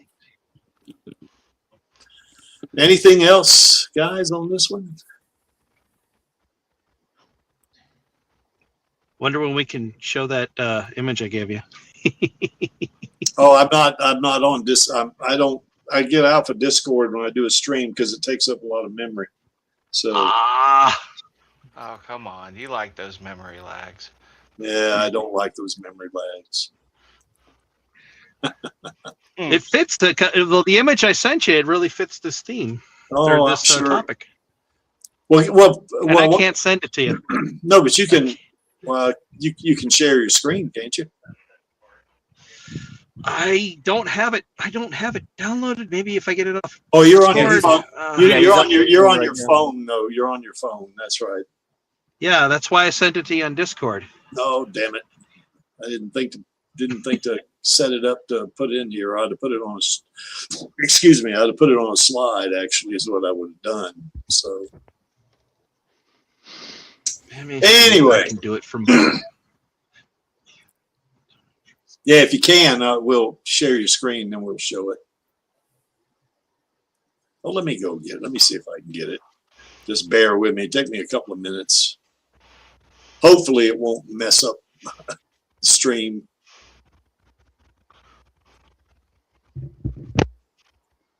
Okay, loading Discord right now.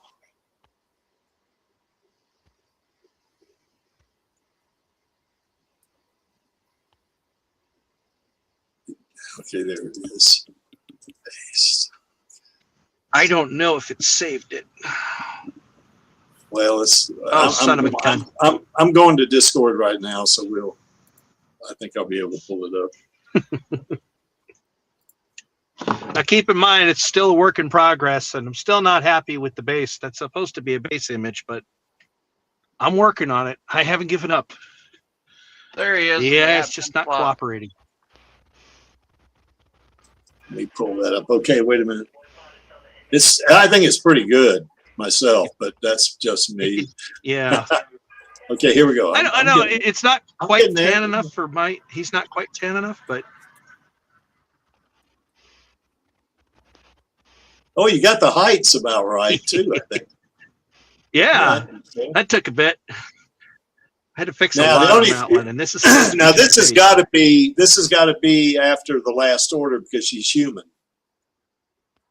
Well, this is the version from my story, but yeah, it could be. Oh, just your as well story. after Okay, the last okay. order. It's never mind. it can be both because they're both kind of the same ending. There, it's just the only difference is where it takes place.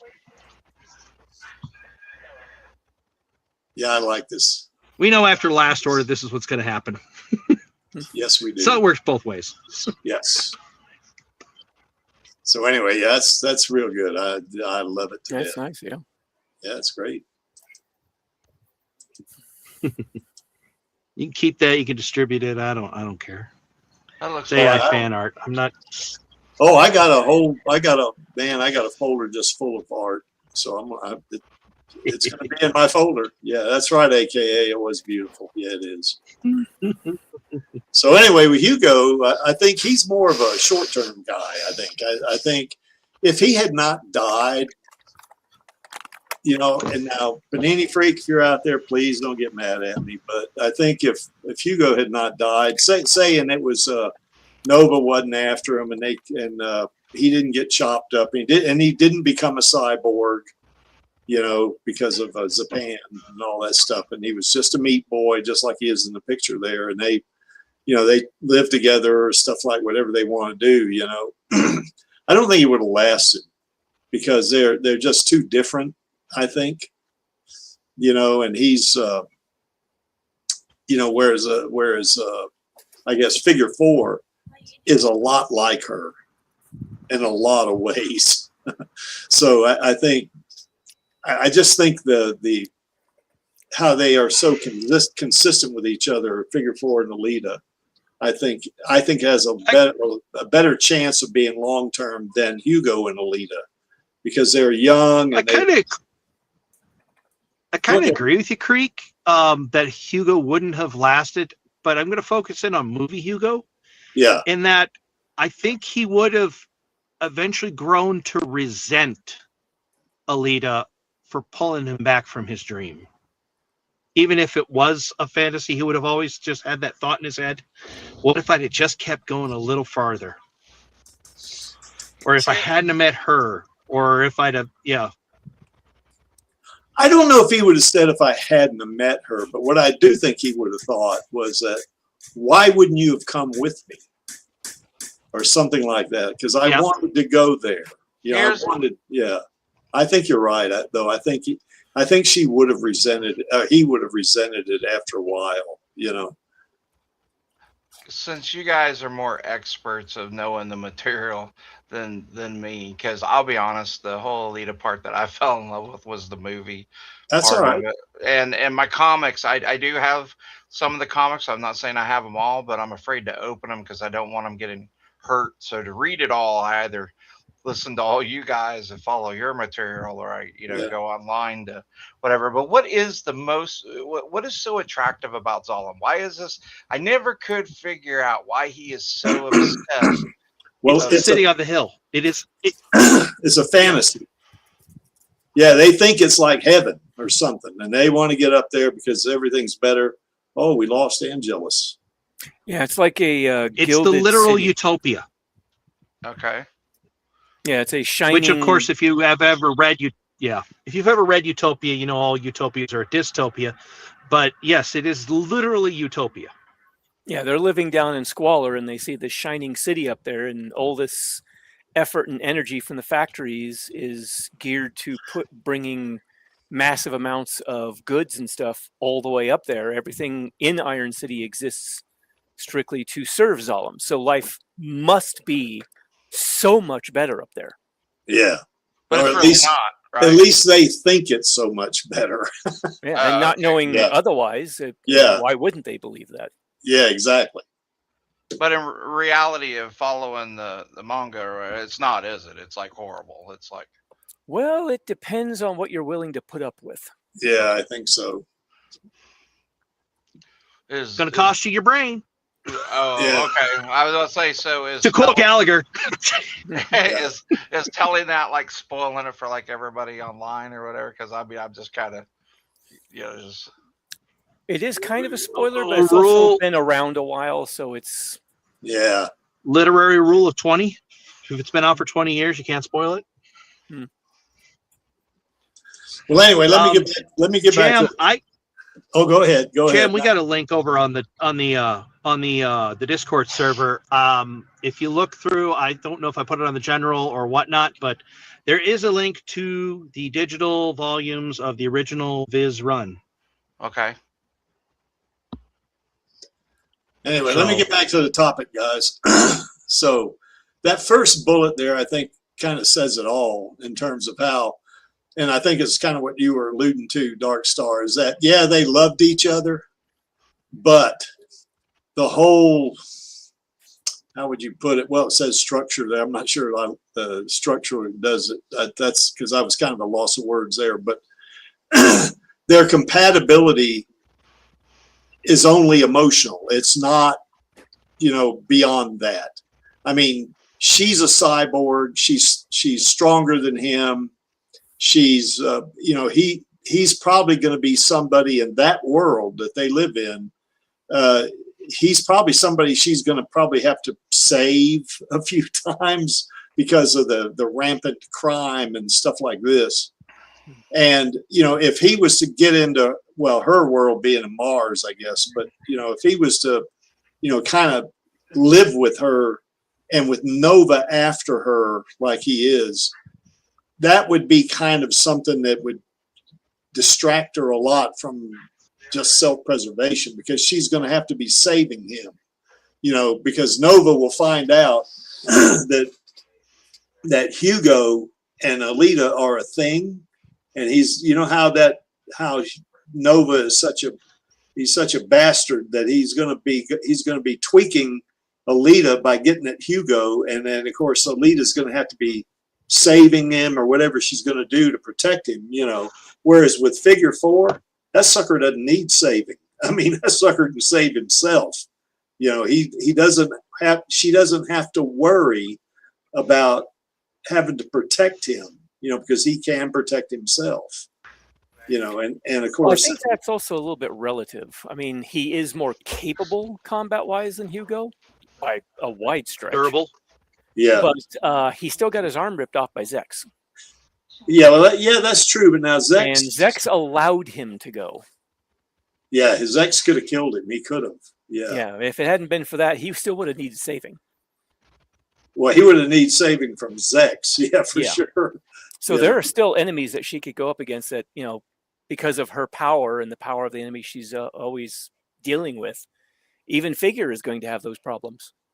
He will, but not to the degree that she would have with Hugo, though. I think every little thing that Nova tried to do would to get at Hugo, to try to do anything to Hugo to get at Alita, that would have to be her primary concern. Whereas with Figure, I think he is more capable. Maybe she doesn't have to worry about it quite as much, But picture this: say somebody like Zex was to go after. I thought Figure. of something even worse. Well, let me finish my thought. If somebody like Zex went after Figure 4 and Alita, and they were together, then Figure 4 and Alita. Well, Alita could kick Zex's ass by herself, but if the two of them are together, she doesn't have to worry about him as much as if Zex went after her and Hugo, because Hugo cannot protect himself like Figure can, and that's kind of my point. I think the fact that he is more capable, yeah, she would have to save him from time to time probably, but I think, he saved her once. I don't know if Hugo could save her. I got to get going pretty quick here. Okay. But can I get one last thing out? Absolutely. I think the worst part would be that we're talking back with movie Hugo here. Yeah. Nova would know Hugo's weakness is getting to Zalem, and that's a temptation he could dangle in front of Hugo and see how much he can push on that button before he breaks. Yeah, that's right. That is a good And I'll have to leave it there. Thanks, y'all, for having me, and I'll see you another time. All right, Dark Star, join us anytime, man. Bye-bye. So anyway, that's I agree with you, Lee. Yeah, I think Figure would need saving, maybe from time to time, but not as much. Well, thing is, yeah, he is still a warrior, just like she is. So he's still more capable in that arena. But that's the thing about humans versus cyborgs in Kashiro's world. She is still orders of magnitude more powerful than Figure is, and so are the enemies that are going to be coming after her. Yeah, that's true. That is true. But Figure did take out 38 cyborgs, so he's. I don't know if Hugo could do that. No, Hugo couldn't have ever done that. No, well, he did take down a number of cyborgs in the scrapyard and in Iron City. Both versions of him. Yeah, he just did it through ambush style tactics. Yeah, that's right. And he had a team working for him. Yes. So, yeah. So I like that phrase that came up with there. Hugo is the right love at the wrong time. Figure 4 is the right love at the right time. Because by the time she meets Figure 4, and he kind of gets her back into her humanity, then and she's an adult. A mature adult. Now she's an adult in the movie. Toward the end of the movie, I think she's an adult, but she's a young woman. She's not like she is in the manga when she meets Figure 4. She's she's 30 years old. I mean, that's maturity. So anyway, I think that's why I think in this particular case that Figure has got a better shot at being a long-term item with Alita than Hugo does. And I think the fact that now they're both pretty, certainly they're both Hugo and Figure are meat boys. So I mean, she's in that regard, it's similar, But I think the fact that Hugo is I guess rather that Figure is more capable in combat, and he's stronger and he's bigger and stuff like that. I think that's different. Plus, he stands up to her, So yeah, I think that's another thing, So. Yeah, he's willing to stand up to a conflict. Hugo survived by avoiding conflict. Yeah. Yeah, I think that's a good point. So Figure 4 is definitely more in line with her own sort of worldview. Yeah, her mental, that kind of thing. Yeah, I agree. It shares her mental toughness and all that, yeah. You betcha. Any other thoughts about this compatibility issue? Boy, Panini Freak must not be in there. She'd be getting on me right now. Yeah, she must have had to leave or lost. Yeah, So, who is best for Alita? I mean, I'm gonna go with Dark Star. Figure, no contest. Yeah, I think so. Well, my thought. I think Hugo is the love that awakens Alita, so to speak. I mean, well, she falls in love with him, love at first sight. Figure 4 is the love that's going to sustain her. So I think they got a real shot, at being long term. Whereas I don't think that's possible with or not. At the very least, I think she and Hugo would have had more rough patches to deal with, and probably more obstacles to get over. Well, as headstrong as Figure is, she'll probably have some rough patches for him too. Yeah, but I think she'll also be able to work with him to get around that as well. Yeah, I think so.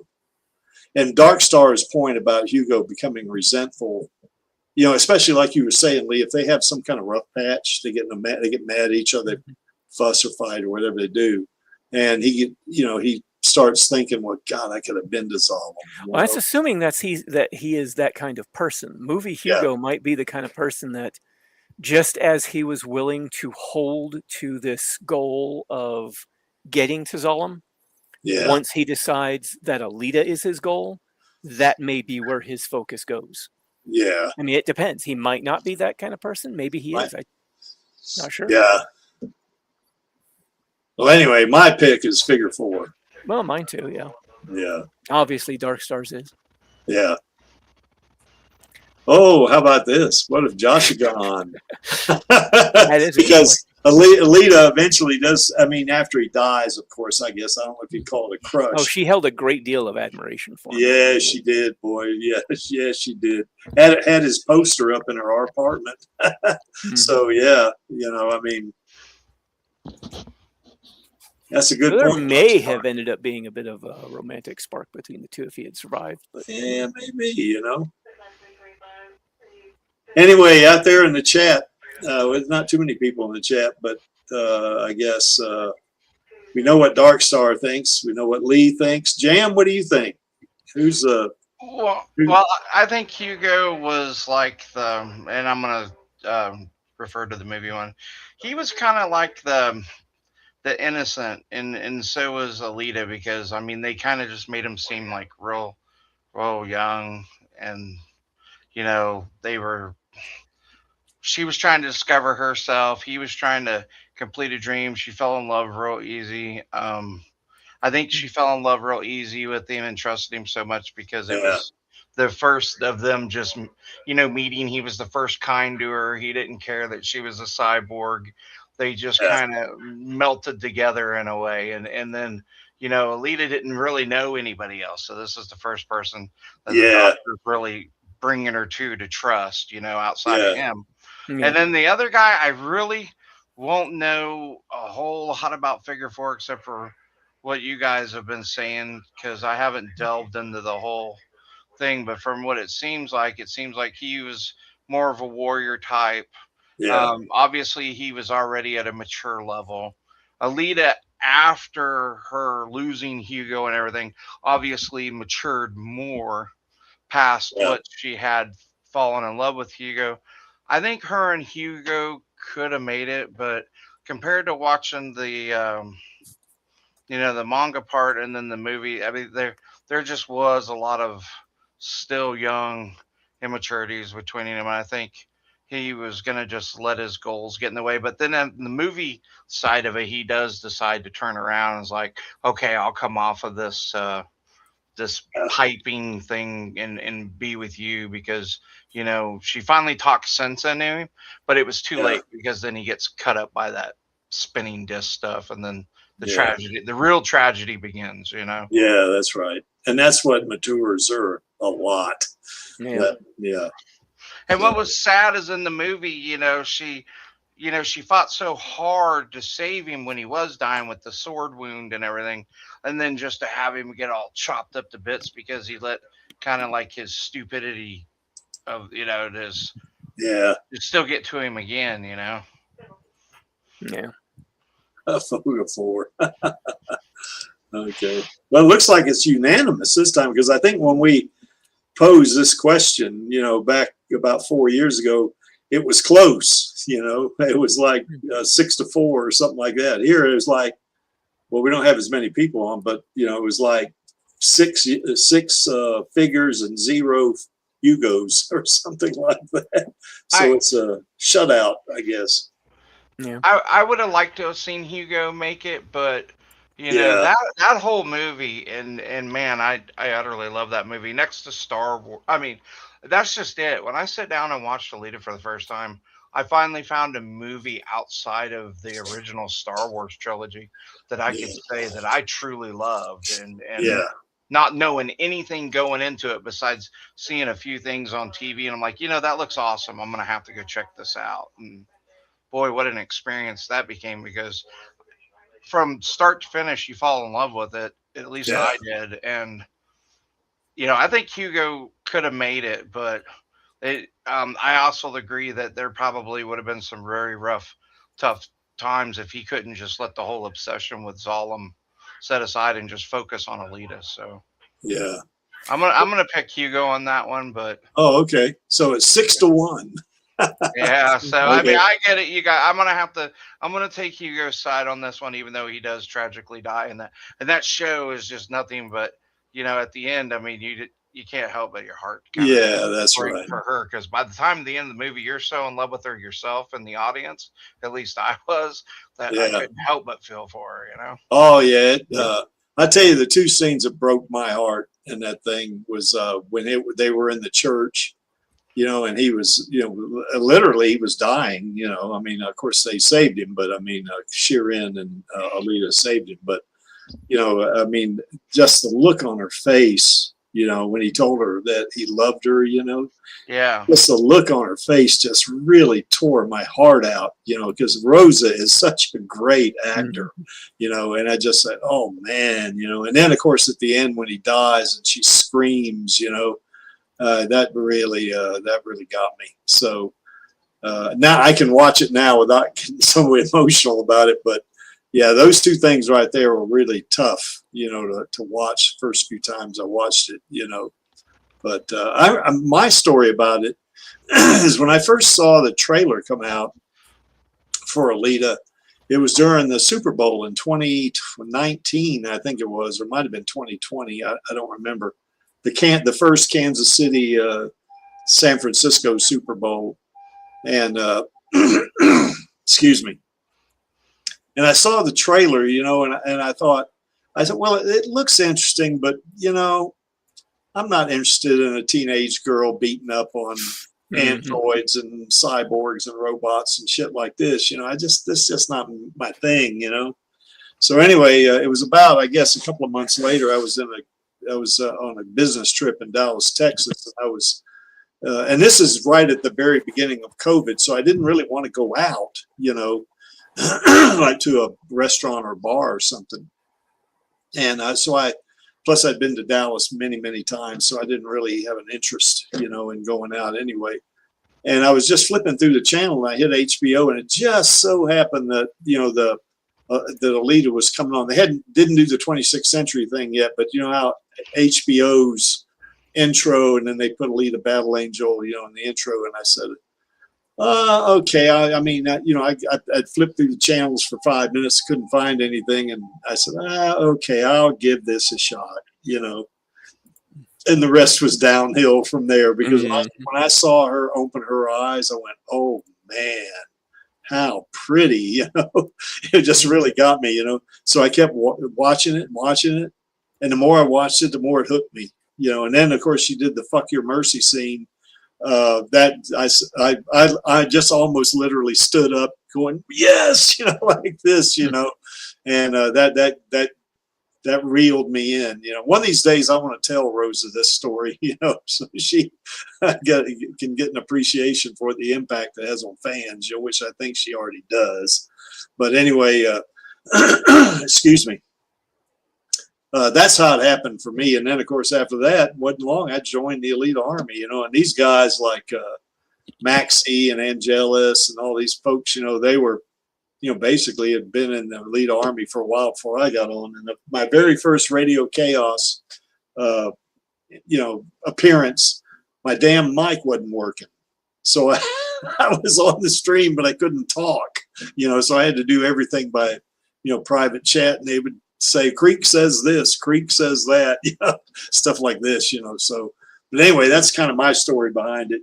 My favorite movies were more Westerns. I liked Jeremiah Johnson, I liked that a lot, and that was one of my favorites. I like the Outlaw Josie Wales. I like that a lot, so I was pretty much into the Westerns thing to a degree. I mean, I liked all movies, but I like those, I liked Westerns, and then Alita Battle Angel. So, wow,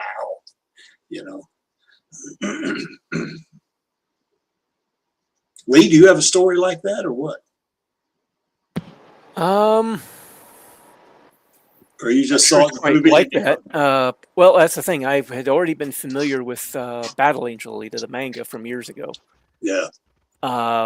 Then I saw the movie being advertised on, I think it was YouTube, and was like, oh, I think I'd like to see that. So I found out it was being played over here at Tinseltown Theaters. Mm-hmm. I went over there and saw it, and honestly wasn't really expecting too much because of the history of, anime adaptations and whatnot. Yeah. And when I saw it, I was blown away by it, and I ended up seeing it 4 more times. Yeah. Yeah, that sounds about right. Yeah, it's funny as I actually live in Kansas, and then you see the whole, Kansas thing and everything. So it's, it's Jam, I got a Kansas sign in my bar. You know that? Yeah, I noticed that. And of course, Creek, I call you Uncle Creek. I mean, That's all right. I call you I've Uncle been Creek. called worse. Like family. Nah, man, I consider you like family. We both have the same passion here, so yeah. So it's just I think it's great. I mean, I wish they'd get those sequels more off the ground. It's kind of I have faith in Rosa. I believe in her. I'm pretty confident we're going to get a sequel. Yeah, I can't see James Cameron really BSing everybody. I mean, he told Robert, let's get it done. I mean, it took him a long while to do the avatars. So, James isn't just going to, what I think, as I said, he's not going to just throw out garbage or put garbage out there. So I think he's really taking the time, or Robert, somebody is, and they're really thinking this one through. Yeah. And they've obviously thought the first one through because Cameron, set on it. And like you were saying, he told Robert, hey, you get this under a certain time frame, we'll do this. And under what was it, 600 pages or something, Lee? I can't remember. Yeah, something like that, because that's what you discussed last one I was in, and I have faith. I want to see him. Yeah, I want to see it. I'm pretty sure, based on something Rosa told me way back, it was, I'm pretty sure she's confident, but, so I'm confident. So, yeah, and it's a matter of timing, I think, is what it is. They got to get the avatars wrapped up, and certainly get the actors lined up. They got to do that for sure, but. Well, and she deserves it. She deserves it. I don't want to see anyone else take the role of Alita. No. I don't want to see a recast of. I want to see her. I want to hear her voice. I want to see Alita portrayed as Rosa. I don't. Yeah. I'm sorry if they go switching up the star that Rosa is for that show. I'm gonna cringe. Like I say, I think Rose is going to be Alita. That I don't think there's any question. But if they did do something like that, I'd probably still watch Alita too, but I'd be disappointed. I'd be really disappointed. I'd be heartbroken. I would be like super heartbroken because I want to see Rosa at least get a trilogy, like at least three. Yeah. And Lee and I want 8. Well, Creek, I can go for more than that. I mean, Rosa straight up said that, she'd probably do this lots of times if they'd let her. So for the rest of her life, I think she said. Yeah, for as long she was 90. So as far as I'm concerned, they could make as many as they did James Bond movies. Or Marvel movies. Yeah, or Marvel movies. Boy, they bombarded us over a 10-year period, didn't they? Oh, yeah, they sure did. God. But all that time, they could have been giving us Alita sequels. And I can agree with that. See, that's what I understand, is how they can sit there and say that the income money that was made by Alita, look, they've had some flop Marvel shows. That money could have gone well spent to Alita. And made money. Yeah, and made money, exactly. Too bad Blottie's not on with us. He'd be ranting right about now. Oh, I wouldn't want to upset Blottie. I get it. I mean, we all sit back and pound out Alita material constantly, and it's because we're so just avid on this getting done, and we love her so much. And God, I want to believe in my heart that she really truly understands that some of us out here just she does truly love it, and truly love she her does and truly love her, Oh, she knows that big time, man. I mean, from when I guess Smendrick and Blottie and Angelus and I went to see her, she and then of course Charlie and I went to see her in London, Los Angeles. Yeah, so she loves her fans, man. She really does. She's she loves us all, I think. Good. And she told me that, well, now I'm just one fan, but she told me, she said, I really appreciate everything you're doing, so she sees us. She knows what we're doing out here, so that's good. And I'm glad that she appreciates that and stuff because I mean we truly love her Yeah. and I know I want to see her succeed more than she, just as bad as she Yeah. wants to succeed. And I'm not even a star or nothing like that. I'm just a guy who sits back and makes, video edits and stuff. But Yeah. man, I love this girl. Just Yep. utterly love her.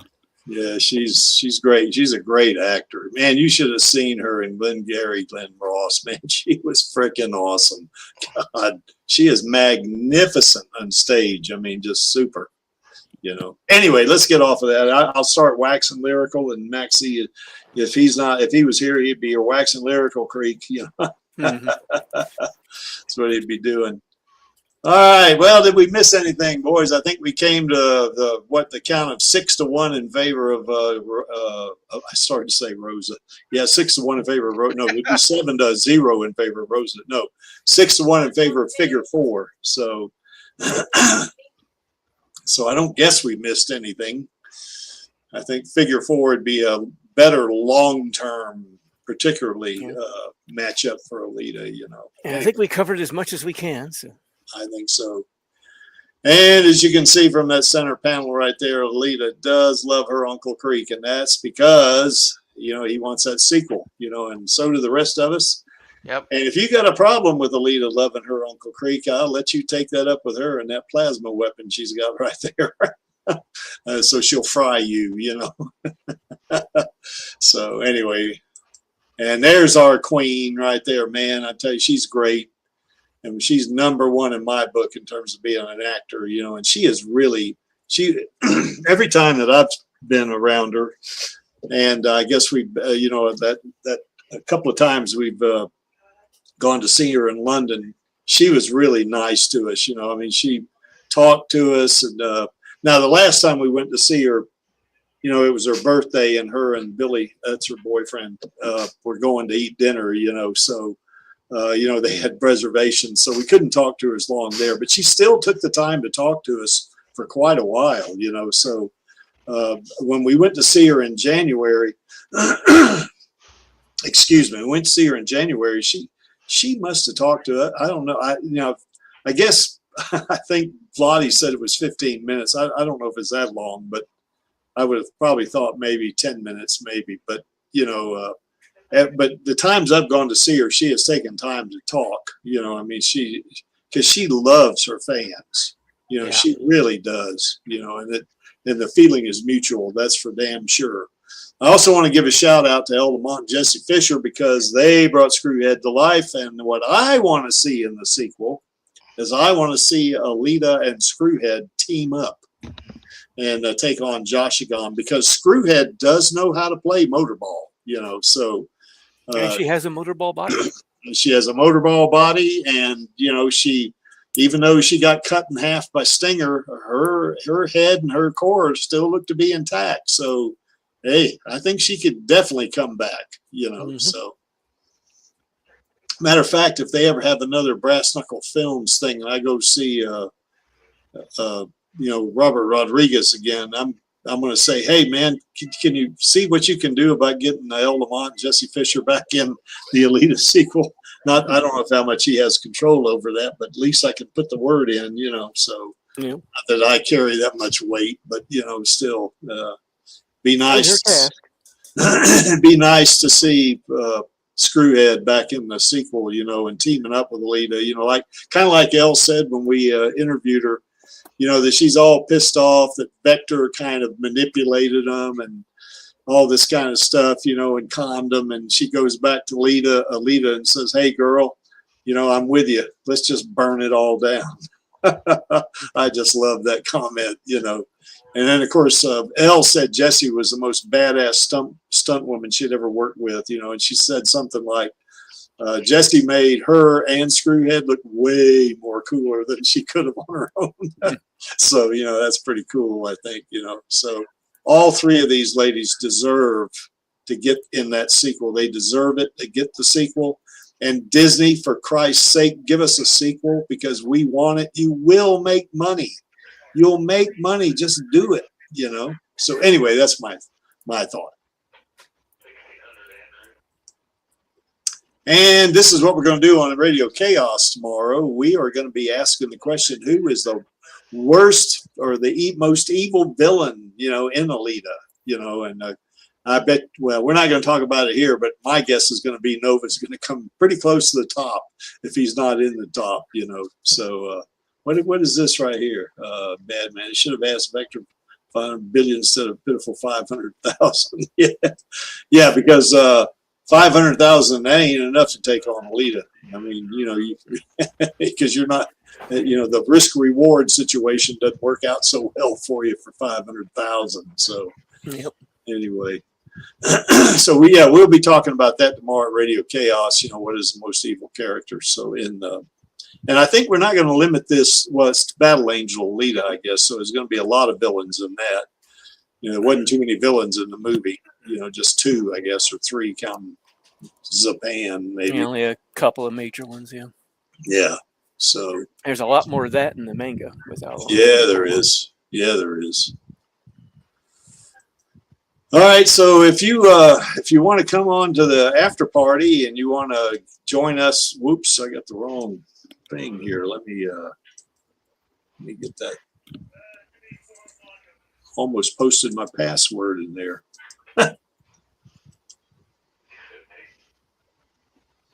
There's the link right there. Well, let me show Badman's thing. Kimchi is most evil, and he was just spying on her. Yeah, that's right. Oh yeah, the backstabbing little yeah, that little floating little shit. Yeah, okay.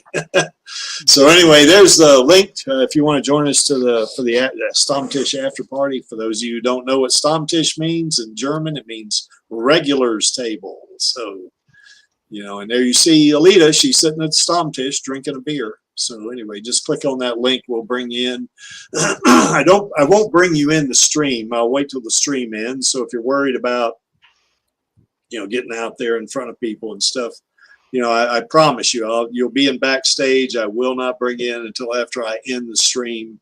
And then you can come in here, jump on with us and chat with us. And we're pretty good folks. We're not mean or evil. We just love the same character, and we love Rosa just as much as y'all do. So I think we'll get along pretty good, I just want to remind everybody that we are the Alita Army. We are the most positive fandom on the internet. We do support Alita and Rosa passionately and positively. Kind of like what Angela said at the beginning of the stream. If you're going to put something up on the Alita Gaming server, then, or rather the Alita Gaming Network, rather than make sure it's positive, And we're here to stay. We're not going anywhere. Disney, you think you're just gonna outweight us? You're not. You're really not. If it takes 20 years, we're gonna be here wanting that sequel, and even if it goes beyond that, we're still gonna be punching outward for that sequel. Why is this image here? Well, that image is there because I like it. And to paraphrase Gruishka, I'm only here for our girl and our queen and the Elite Army. Of course, our queen is Rosa, so we want to support her every way we can. And so that only leaves us with one thing left to do, and that would be the call to action on my count of 3. 1, 2, 3. Film sequels, baby. So we will see you tomorrow on Radio Chaos, and we will see you next week on the Alita live stream. Bye. Take care, guys. Bye, guys. Thank you. What's up, Alita Army? This is Hot Toys Alita, and I hope you enjoyed this week's Alita live stream. Please join my Uncle Creek, Angelus, and our other guests for next week's show. Remember, I do not stand by in the presence of evil, and film those sequels, baby. See you next time.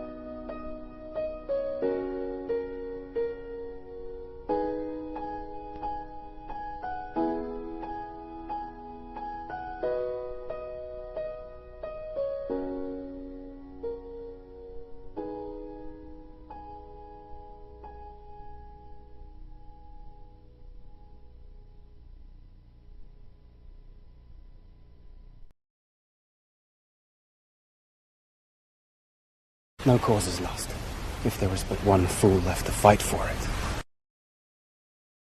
Yeah, Gary, that'd be nice.